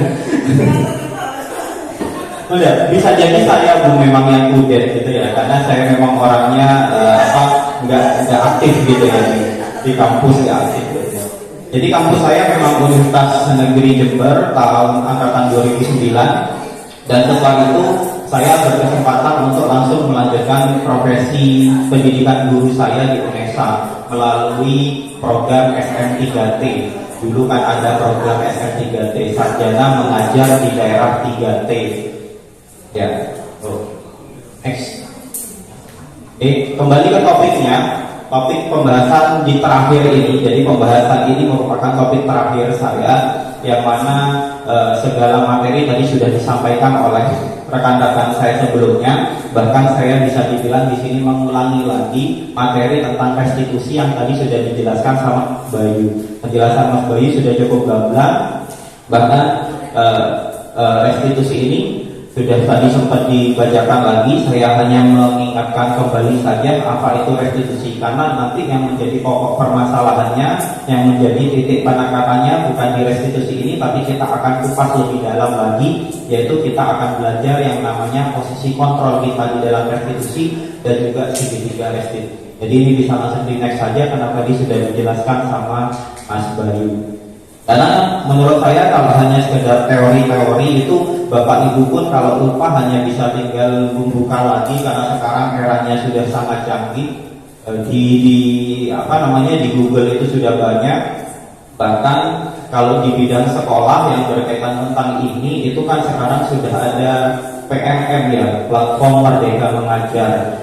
Yang saya baru tahu juga ternyata sekolah negeri PMM itu diwajibkan, ya Bapak. Kalau di sekolah saya justru tidak diwajibkan karena saya sekolah swasta. Makanya saat saya bergabung dengan guru penggerak ini, saya bingung waktu PP menyampaikan, Bapak Ibu semua kan sudah ada di PMM dan sebagainya. Sedangkan saya bingung loh, di sekolah saya tidak diwajibkan, tapi memang kebetulan kesadaran diri saya pernah membuka, dan kebetulan saya juga operator di sekolah, jadi saya berkutatnya tentang yang seperti ini ya. Mau nggak mau saya akhirnya tahu, dan itu juga nilai kelebihan sendiri buat saya pribadi, karena setidaknya meskipun di sekolah saya tidak diwajibkan, tapi ternyata di PMM kan sangat membantu kebutuhan kita sebagai seorang guru ya. Di sana sudah ada modul, bahkan pelatihan-pelatihan seperti ini, materi-materi yang kita butuhkan semua ada di sana ya. Jadi sekali lagi kembali ke materi restitusi, bisa saya bilang restitusi adalah sebuah pendekatan untuk menciptakan disiplin positif. Mengapa? Karena sudah jelas tadi dijelaskan oleh Mas Bayu bahwa ada 3 hal yang biasanya kita lakukan. Yang 2 hal ini sering kita lakukan, yaitu ada hukuman dan konsekuensi. Tadi sudah dijelaskan. Yang paling sering, jujur saya sendiri pun, hukuman itu merupakan hal yang sering saya lakukan kepada siswa gitu ya. Karena sebagai seorang guru kita tuh nggak bisa seolah-olah langsung merubah kebiasaan kita, membalikkan telapak tangan yang awalnya sudah biasanya seperti itu, tiba-tiba langsung disuruh mencari solusi lain yang menurut saya juga lebih ribet gitu ya. Kalau menghukum kan jelas cepat gitu ya. Seperti tadi sudah ada beberapa pilihan yang disampaikan sama Mas Bayu. Menghukum terlambat udah push up 10 kali selesai, nggak ada apa-apa ya, tapi memang efeknya sangat negatif. Makanya di sini ada solusi yang ditawarkan, yaitu kita akan menggunakan yang namanya restitusi. Restitusi seperti apa? Tadi sudah dijelaskan. Kita akan jauh lebih dalam membahas tentang 5 posisi kontrol dan juga tentang segitiga restitusi. Nanti restitusi seperti apa contohnya akan terlihat jelas saat materi segitiga restitusi, karena kita sama-sama akan belajar bagaimana merestitusi siswa menggunakan teori segitiga restitusi. Tapi sebelumnya coba kita akan membahas yang namanya posisi kontrol kita, 5 posisi kontrol kita. Next Mas Bayu. Ini ada 5 posisi kontrol kita sebagai seorang guru ya. Yang pertama adalah posisi kontrol kita sebagai seorang penghukum. Seperti yang tadi sudah saya sampaikan bahwa posisi penghukum ini yang menurut saya paling sering mungkin kita memposisikan diri, karena pada keseharian seperti yang tadi saya sampaikan, menghukum itu solusi paling cepat ya, karena kalau kita mau melakukan hal-hal yang lain kadang terbentur dengan ibaratnya waktu dan kendala-kendala yang macam-macam. Jadi penghukum memang biasanya sering kita lakukan. Berikutnya ada pembuat rasa bersalah. Jadi sebagai seorang guru kadang kita kan juga sering ya melakukan posisi pembuat rasa bersalah. Jadi tidak langsung menghukum, tapi ibaratnya membuat meneliti diam-diam, lebih kejam kayaknya ya. Karena siswa dibuat merasa bersalah. Berikutnya ada posisi sebagai teman. Mungkin ini yang juga netral, bisa dibilang kita bertindak sebagai teman bagi siswa-siswa kita. Jadi kedekatannya lebih dapat gitu dengan siswa kita kalau kita memposisikan diri sebagai seorang teman. Nah, berikutnya lagi ada posisi sebagai pemantau. Pemantau ini yang netral menurut saya. Karena apa? Pemantau ya hanya menjalankan aturan yang ada. Jadi siswa-siswa kita hanya tinggal dilihat tuh aturannya apa, konsekuensinya apa kalau sudah melakukan ini dan itu. Itu pun juga posisi pemantau jarang sekali marah-marah gak jelas, itu jarang sekali gitu ya. Karena dia sudah ada aturannya, tinggal mengikuti relnya saja. Tinggal ibaratnya ada yang keluar dari rel, dia tinggal menuntun kembali ke dalam relnya. Dan yang terakhir adalah posisi sebagai manajer, ini yang paling susah dan setidaknya harus kita coba. Nah, ya next Mas Bayu. Nah, di sini biar lebih jelas saya sampaikan atau tampilkan beberapa video contoh saja agar Bapak Ibu bisa membedakan posisi-posisi 5 tadi. Monggo disimak. Posisi yang pertama dulu sebagai seorang penghukum.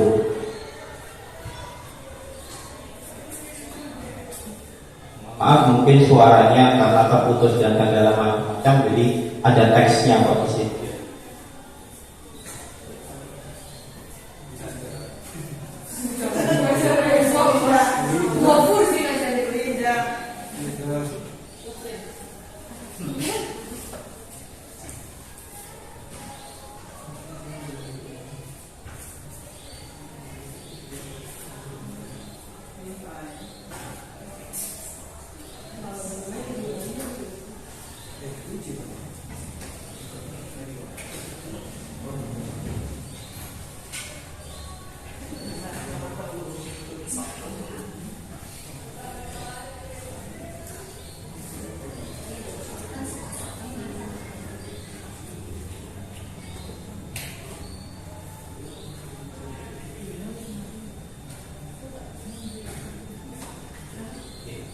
Itu tadi adalah contoh posisi seorang penghukum dari guru gitu ya. Bisa di next Mas Boy.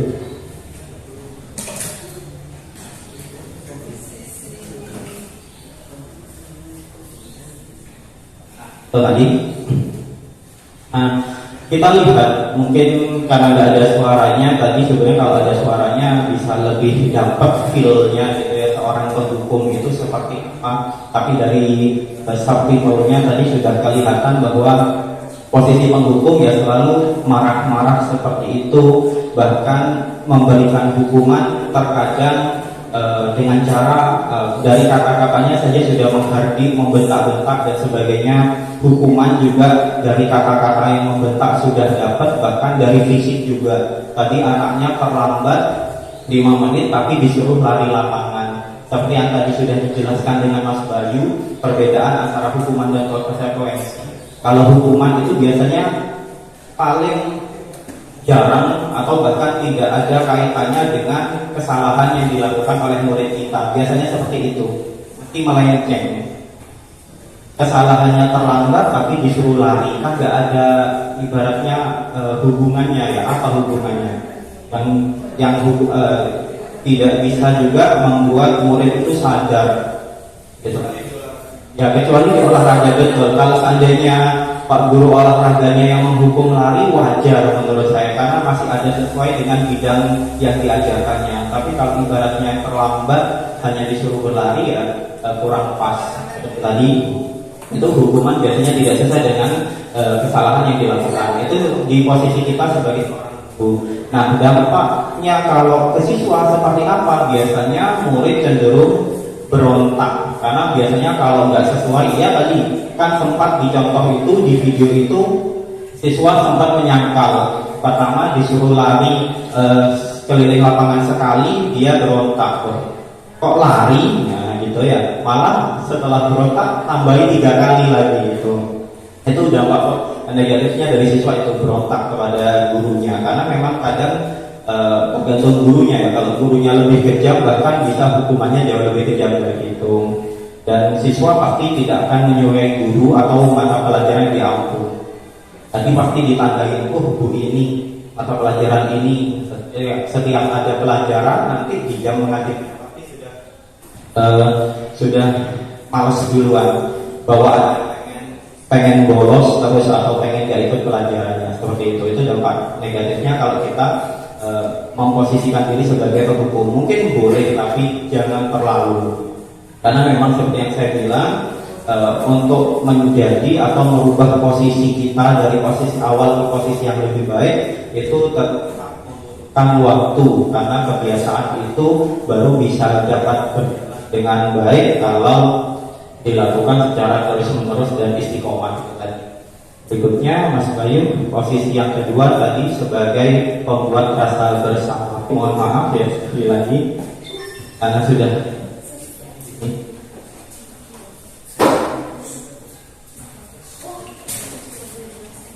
ya. Jadi di sini posisi rasa bersama sudah mulai berbeda ya perlakuannya dengan yang tadi posisi menghukum di situ. Nah, dari kata-katanya sudah mengurangi nada membentak-bentak. Kalau tadi di posisi menghukum kan ada membentak-bentak, sekarang nadanya lebih ditekan lagi, ngobrolnya juga jauh lebih santai, tapi tetap seperti tadi yang Pak bilang, mengkuliti gitu ya. Karena sekarang posisinya biar siswa itu merasa bersalah. Mungkin tujuannya baik, tapi kalau dilakukan terus-menerus juga kurang pas juga kepada siswa. Karena siswa nanti kan dibikinnya jadi tidak percaya diri karena dia selalu disalahkan terus-menerus. Seperti itu. Itu adalah contoh untuk yang merasa salah.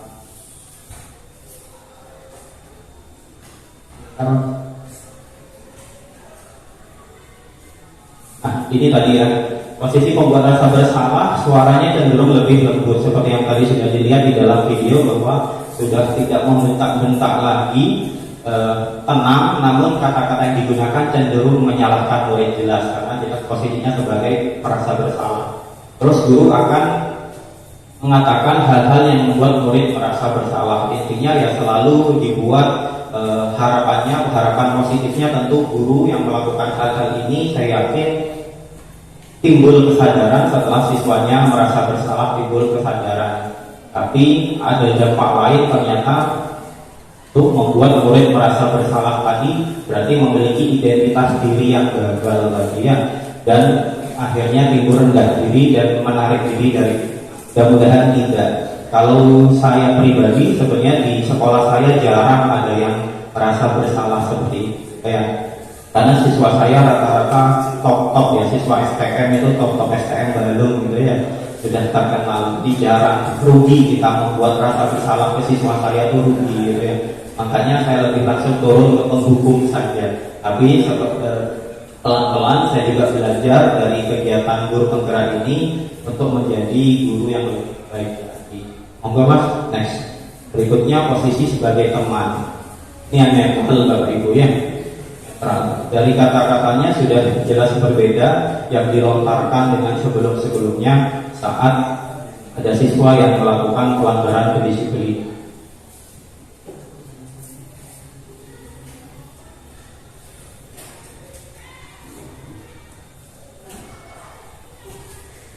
Dari kata-katanya juga sudah ini.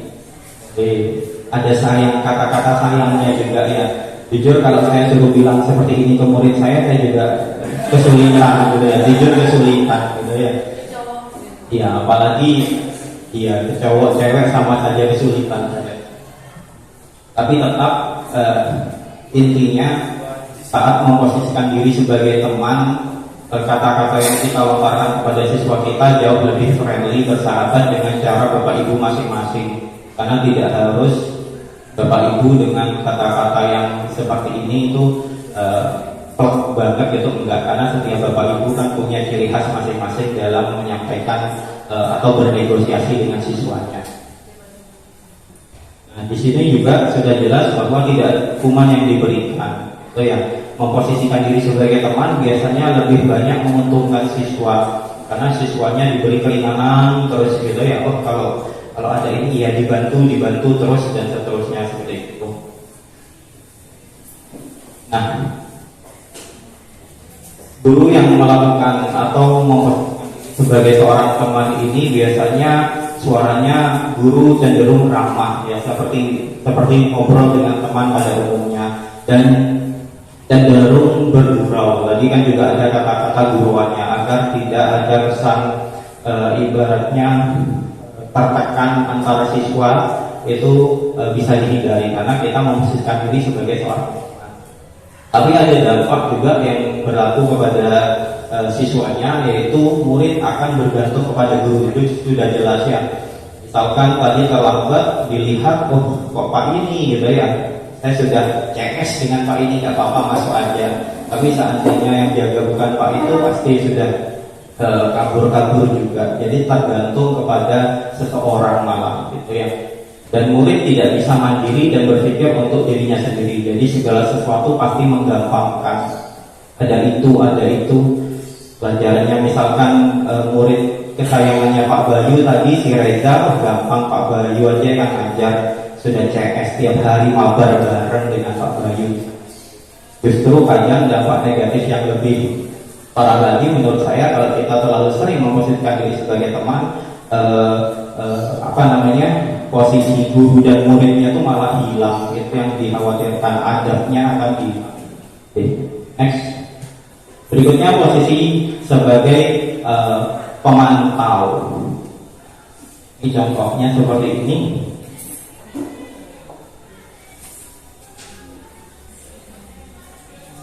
Hentakan pertamanya tetap ya, karena videonya nggak diedit memang. Manggilnya tetap kenceng namen seperti yang disampaikan tadi di awal, posisi pemantau ya pasti kita akan kembalikan dengan peraturan sekolah ataupun keyakinan sekolah yang telah dibuat. Jadi kita hanya tinggal meluruskan lagi siswa-siswa yang melakukan pelanggaran kedisiplinan tadi ke dalam koridor yang benar atau ke jalan-jalan yang benar lagi. Dan kata-kata yang digunakan biasanya sebagai pemantau ya tidak marah-marah lagi, tapi tetap dingin, tetap lemah lembut, tapi tetap mengingatkan sesuai dengan peraturan yang berlaku. Di posisi pemantau bersuara datar, biasa, netral, tidak emosional, tidak sendal gurau juga. Ya ada emosi, tapi yang tidak ngajak guyon juga seperti posisi teman tadi. Dan juga yang tentu kalau sebagai posisi pemantau yang mengarahkan berdasarkan peraturan atau konsekuensi yang telah disepakati bersama. Dampak kepada siswanya, murid akan menghitung konsekuensi. Nah, ini kaitannya dengan hukuman dan penghargaan tadi. Jadi kalau sudah ada konsekuensi yang diberikan, ada reward, ada punishmentnya, maka siswa akan menghitung-hitung kira-kira hadiah kalau saya melakukan kebaikan sesuai enggak ya dengan hadiah yang diberikan gitu ya. Kira-kira kalau saya melakukan kesalahan sesuai enggak hukuman yang diberikan dan sebagainya, akan dihitung-hitung. Dan siswa ya akhirnya memilih-pilih nanti, oh saya akan melakukan kebaikan ini aja tertentu saja. Kenapa? Karena rewardnya besar. Lakukan pelanggaran ini aja, kenapa? Karena punishmentnya kecil dan sebagainya. Pilih-pilih. Tentu harapan kita sebagai seorang guru pada disiplin positif ini timbul motivasi intrinsik dari dalam diri siswanya, bukan ekstrinsik seperti yang tadi ada reward punishment seperti ini. Dan tentu tidak sepenuhnya mandiri karena tadi ada motivasi ekstrinsik. Terakhir, posisi manajer yang tentu ini sebagai tujuan kita semua sebagai seorang guru dalam menciptakan disiplin positif sebagai seorang manajer.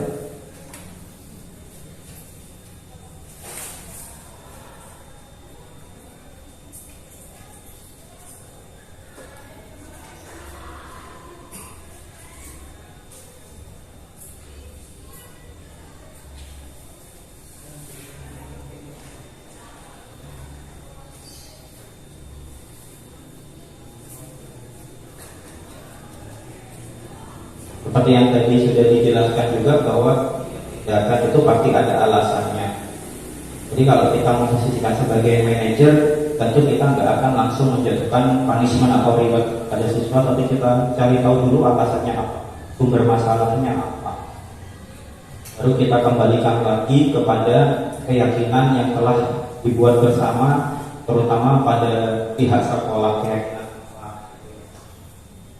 Dan solusi yang diminta mencari solusi, sekali lagi kalau kita memposisikan diri seperti itu adalah siswa itu. Jadi solusinya kita tidak berikan seperti di contoh dialog ini tadi ditanyakan kira-kira gimana nanti untuk mengatasi masalah. Jadi solusinya diberikan lagi atau dikembalikan lagi kepada siswanya agar siswa punya kemandirian dalam memperbaiki dirinya sendiri untuk menjadi lebih.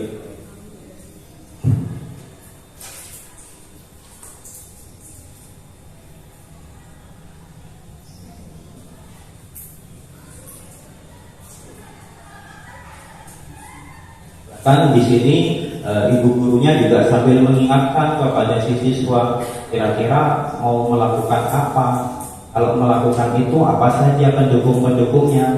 Dalam konteks ini tadi ditanya kalau alarm, nah dengan si guru alarmnya kira-kira kalau kelewatan ada rencana cadangan enggak, tadi itu sempat di dialognya, oh ternyata ada rencana cadangan dengan cara gurunya menyarankan, oh tinggal dengan siapa di rumah, ternyata ada kakaknya, ada ibunya, ya udah kalau alarmnya memang belum bisa membangunkan si anak, berarti minta tolong ke ayah ibunya atau kakaknya untuk membangunkan dan sebagainya. Tapi tetap di sini kondisinya diharapkan siswa sendiri yang menemukan solusi untuk dirinya sendiri.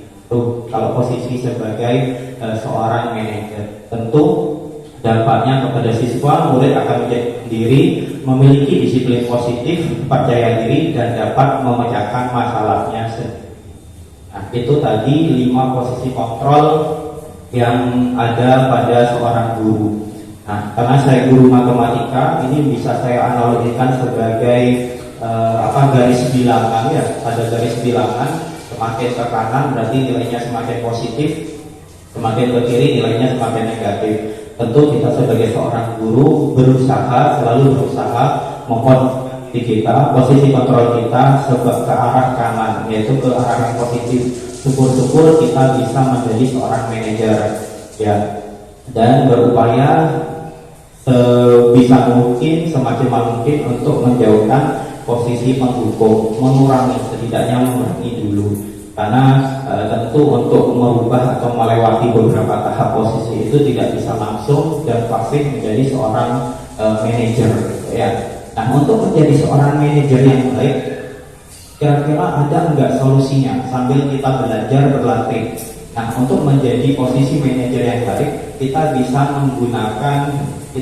menggunakan yang namanya segitiga restitusi sambil belajar untuk menjadi seorang manajer yang baik dalam disiplin positif. Kita bisa menggunakan segitiga restitusi tadi Mas Bayu. Jadi kita beralih ke yang namanya segitiga restitusi. Jadi apa segitiga restitusi?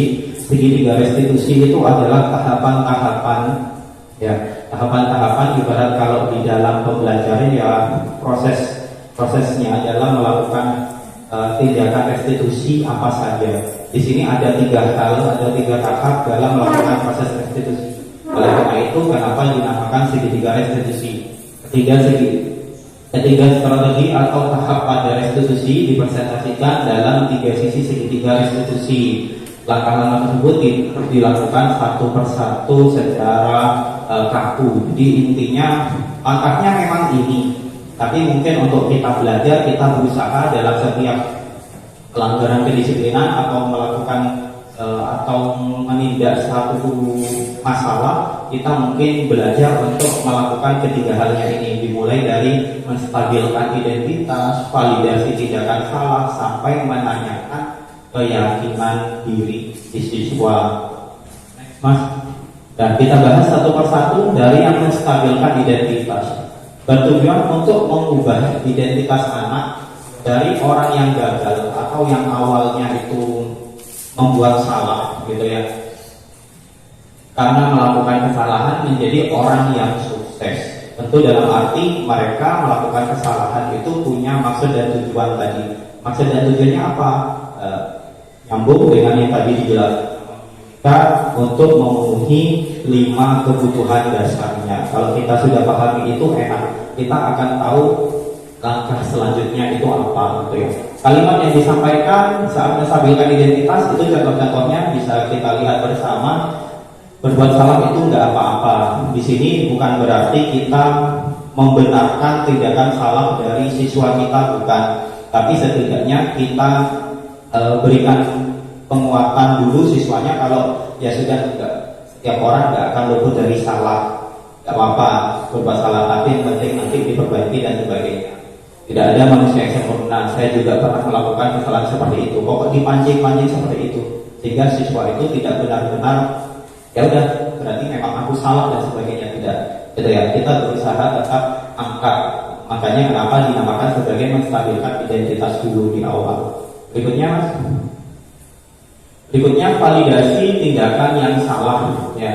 Setiap tindakan kita lakukan dengan satu tujuan. Tadi sudah jelas ya, yaitu memenuhi kebutuhan dasar. Kalau kita memahami kebutuhan dasar apa yang mendasari sebuah tindakan, kita akan bisa menemukan cara-cara paling efektif.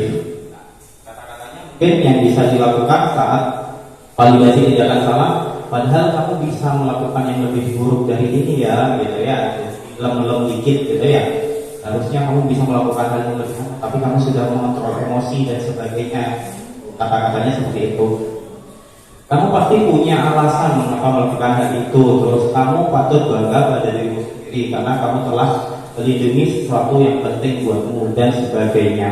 Kata-kata ini hanya sebagai contoh. Sekali lagi dalam prosesnya nanti Bapak Ibu pasti punya cara-cara tersendiri, pertanyaan-pertanyaan tersendiri atau metode pertanyaan tersendiri dalam menggali informasi siswa-siswanya untuk validasi tindakannya. Berikutnya yaitu menanyakan keyakinan. Ini merupakan tahap terakhir. Ketika identitas sukses telah tercapai dan tingkah laku yang salah telah divalidasi, maka anak akan siap untuk dihubungkan dengan nilai-nilai yang dipercayai dan berpindah menjadi orang yang diinginkan. Tentu dalam posisi manajer, setiap ada siswa yang melakukan pelanggaran kedisiplinan, kita berharap siswa itu bisa berubah. Yang awalnya sering melanggar kedisiplinan bisa mulai disiplin dan mulai menjadi siswa yang lebih baik lagi. Mungkin kalimat-kalimatnya yang bisa digunakan, apa yang kita percaya sebagai keyakinan sebagai kelas atau keluarga, apakah nilai umum, pertanyaan-pertanyaan dasar seperti itu. Makanya kenapa penting setiap sekolah tadi untuk menciptakan disiplin positif, kita memiliki yang namanya keyakinan kelas atau keyakinan sekolah. Karena dalam melakukan restitusi nanti kita bisa kembalikan ke sana. Karena apa? Keyakinan kelas kan sudah kita sepakati bersama ya Bapak Ibu ya, sudah disepakati bersama. Jadi nanti bisa dikembalikan lagi ke sana. Kemarin kan sudah kita sepakat bahwa kita harus jadi orang yang disiplin, misal seperti itu. Jadi enak, kita ngobrolnya enak. Ada tujuan yang mau kita tuju. Tujuannya apa tadi? Kebajikan universal melalui kesepakatan kelas atau kesepakatan sekolah. Next. Nah sebenarnya ada contoh video lagi gitu ya. Video bagaimana seorang guru merestitusi siswa yang sedang berkelahi kayaknya ya, berkelahi di dalam kelas. Dan intinya basa-basi, gurunya nggak langsung memberikan menjas dan sebagainya, tapi basa-basi itu masalahnya ejek-ejekan ya.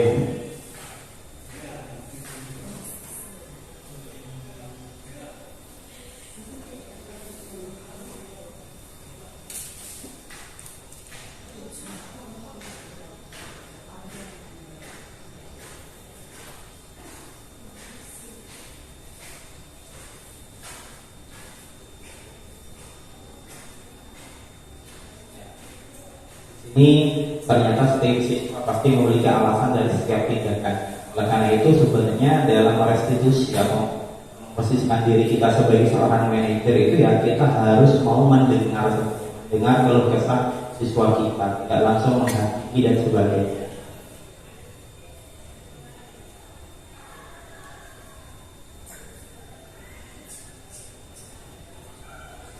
Dan tetap tentu kita sebagai seorang guru yang sering lupa juga kita lakukan biasanya adalah apresiasi tindakan kecil yang dilakukan oleh siswa kita.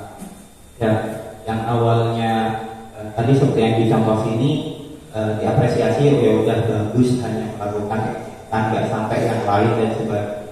Karena seharusnya aku bisa lebih emosi dan sebagainya, seperti itu.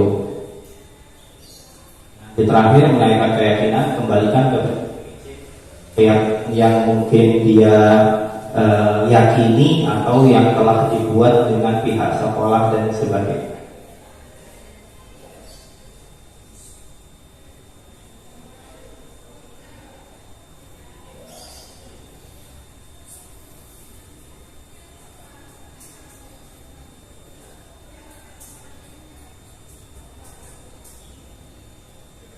Ya, mungkin itu saja untuk ini videonya, karena kalau gak ada suaranya kan kurang terasa gitu ya, suasananya dan sebagainya. Tapi sebenarnya video ini bisa Bapak Ibu lihat di YouTube itu. Kalau Bapak Ibu sudah mengetik misalkan 5 posisi kontrol, itu pasti sudah muncul video ini, karena saya ngambilnya juga dari YouTube Bapak Ibu, termasuk yang restitusi ini. Nanti Bapak Ibu bisa lebih dalami lagi dalam mendengar videonya yang lebih jelas dan meresapi kira-kira Bapak Ibu untuk saat ini lebih sering ada di posisi kontrol mana.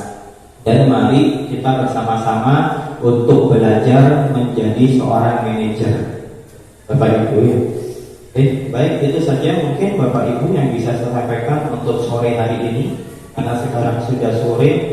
Mungkin ada satu sesi lagi gitu Bapak Ibu ya. Mungkin ada yang mau memperagakan gitu ya, memperagakan apa tentang merestitusi siswa. Jadi monggo Bapak Ibu siapa yang mau memperagakan, 2 orang, satu bertindak sebagai guru, satu bertindak sebagai siswanya. Kayaknya yang sebagai siswanya itu Pak ya lebih cocok ya. Monggo yang sebagai manajernya, kita bertindak sebagai manajer, belajar bertindak sebagai manajer, bukan sebagai penghukumnya. Mungkin bisa Ibu atau Bapak monggo, ada yang berkenan? Ya, jadi muridnya. Yang sebagai gurunya Bu Hima. Monggo. Ya. Ya. Terima kasih ya. Sebagai guru, Bu Hima sebagai guru menangani kenakalan siswanya, terserah kenakalan siswanya ini tentang apa, tapi Ibu Hina sebagai orang yang sabar. Settingannya di sini sebagai orang yang sabar ya. Karena ternyata sebagai orang manajer. Jadi silakan bagaimana cara menstabilkan identitasnya, validasi tindakan salah sampai menanyakan keyakinan.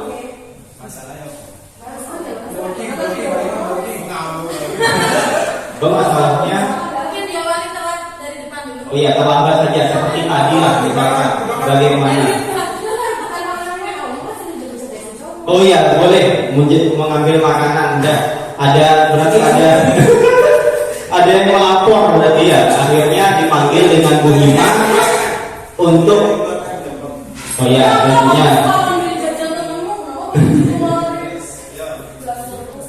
enggak.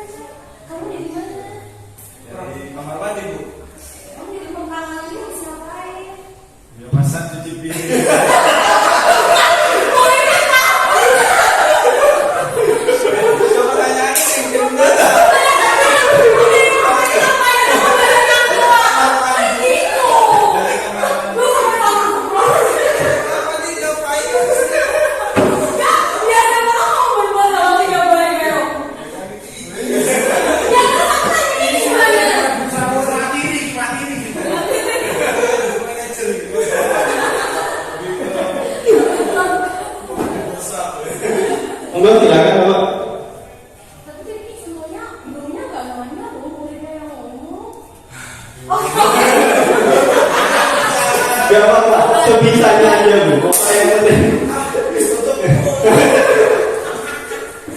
Ya, monggo silahkan.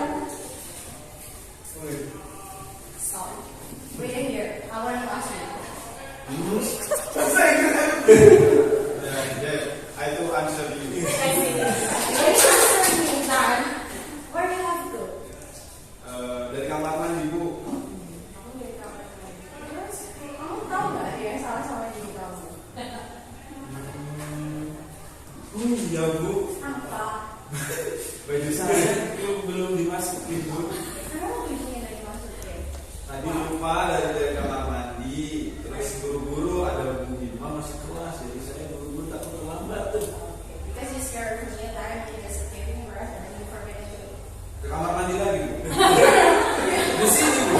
Malu di depannya. Ibu mempermalukan saya. Ibu sepertinya bukan guru yang baik. Terima kasih. Ya, tapi memang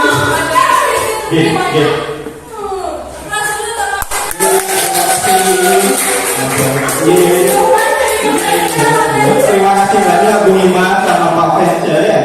Ya, jadi memang kenyataannya yang paling relate justru seperti itu ya Bu Lima. Karena nggak mungkin seperti yang ada di video semua jawaban itu sudah terarah. Karena saya sendiri pun di SMK Teknologi Bandung jawaban anak-anak itu bermacam-macam. Bahkan saya pernah merestitusi siswa yang tidak pernah hadir di kelas itu jawabannya hanya iya Pak, iya Pak, iya Pak. Ya nggak ada apa-apa lagi.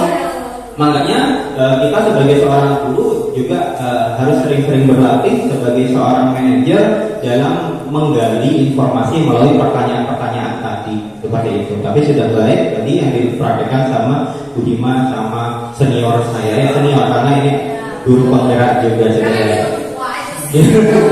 Ya, itu saja mungkin dari kami berlima tentang pemaparan budaya positif di lingkungan sekolah, mulai dari tadi ada kebajikan universal, ada motivasi, terus ada keyakinan kelas, sampai ada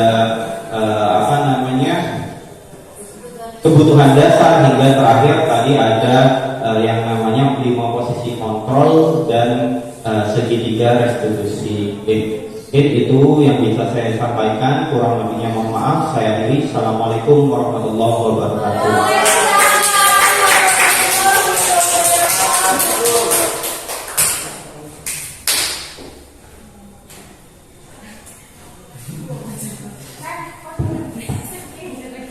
Ucapkan terima kasih atas pemaparan yang luar biasa dengan topik yang juga luar biasa hari ini.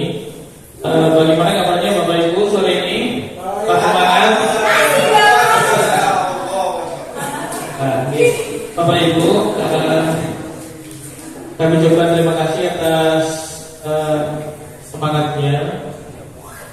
Dan kami coba terima kasih kepada Bapak Ibu pemateri atas penyajian materi yang sudah disampaikan sore hari ini. Kita sudah di penghujung acara. Mari kita bersama. Oh ya, mungkin ada yang ditanyakan sebelum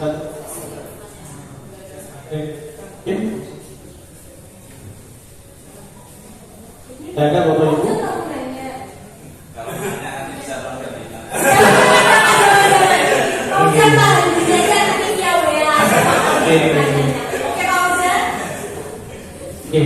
Baik, kalau tidak ada pertanyaan yang sampai kepada para penyanyi, kita sudah di penghujung kegiatan dari seminar 2023 dengan topik implementasi budaya positif.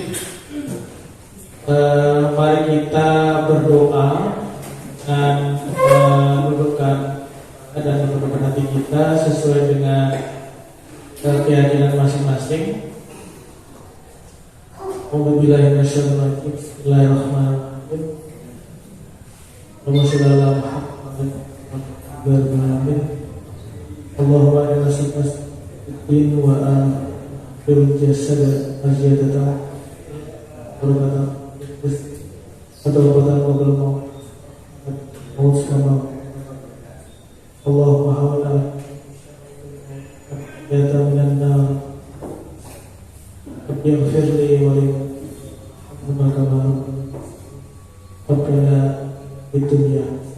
wa fil akhirati subhana rabbika rabbil izzati wa sekian dari kami. Mohon maaf apabila ada kata-kata kurang berkenan, mungkin ada hal yang tidak pas ini terkait lisan kita, mohon maaf besar-besarnya. Dan dari kami, wassalamualaikum warahmatullahi wabarakatuh.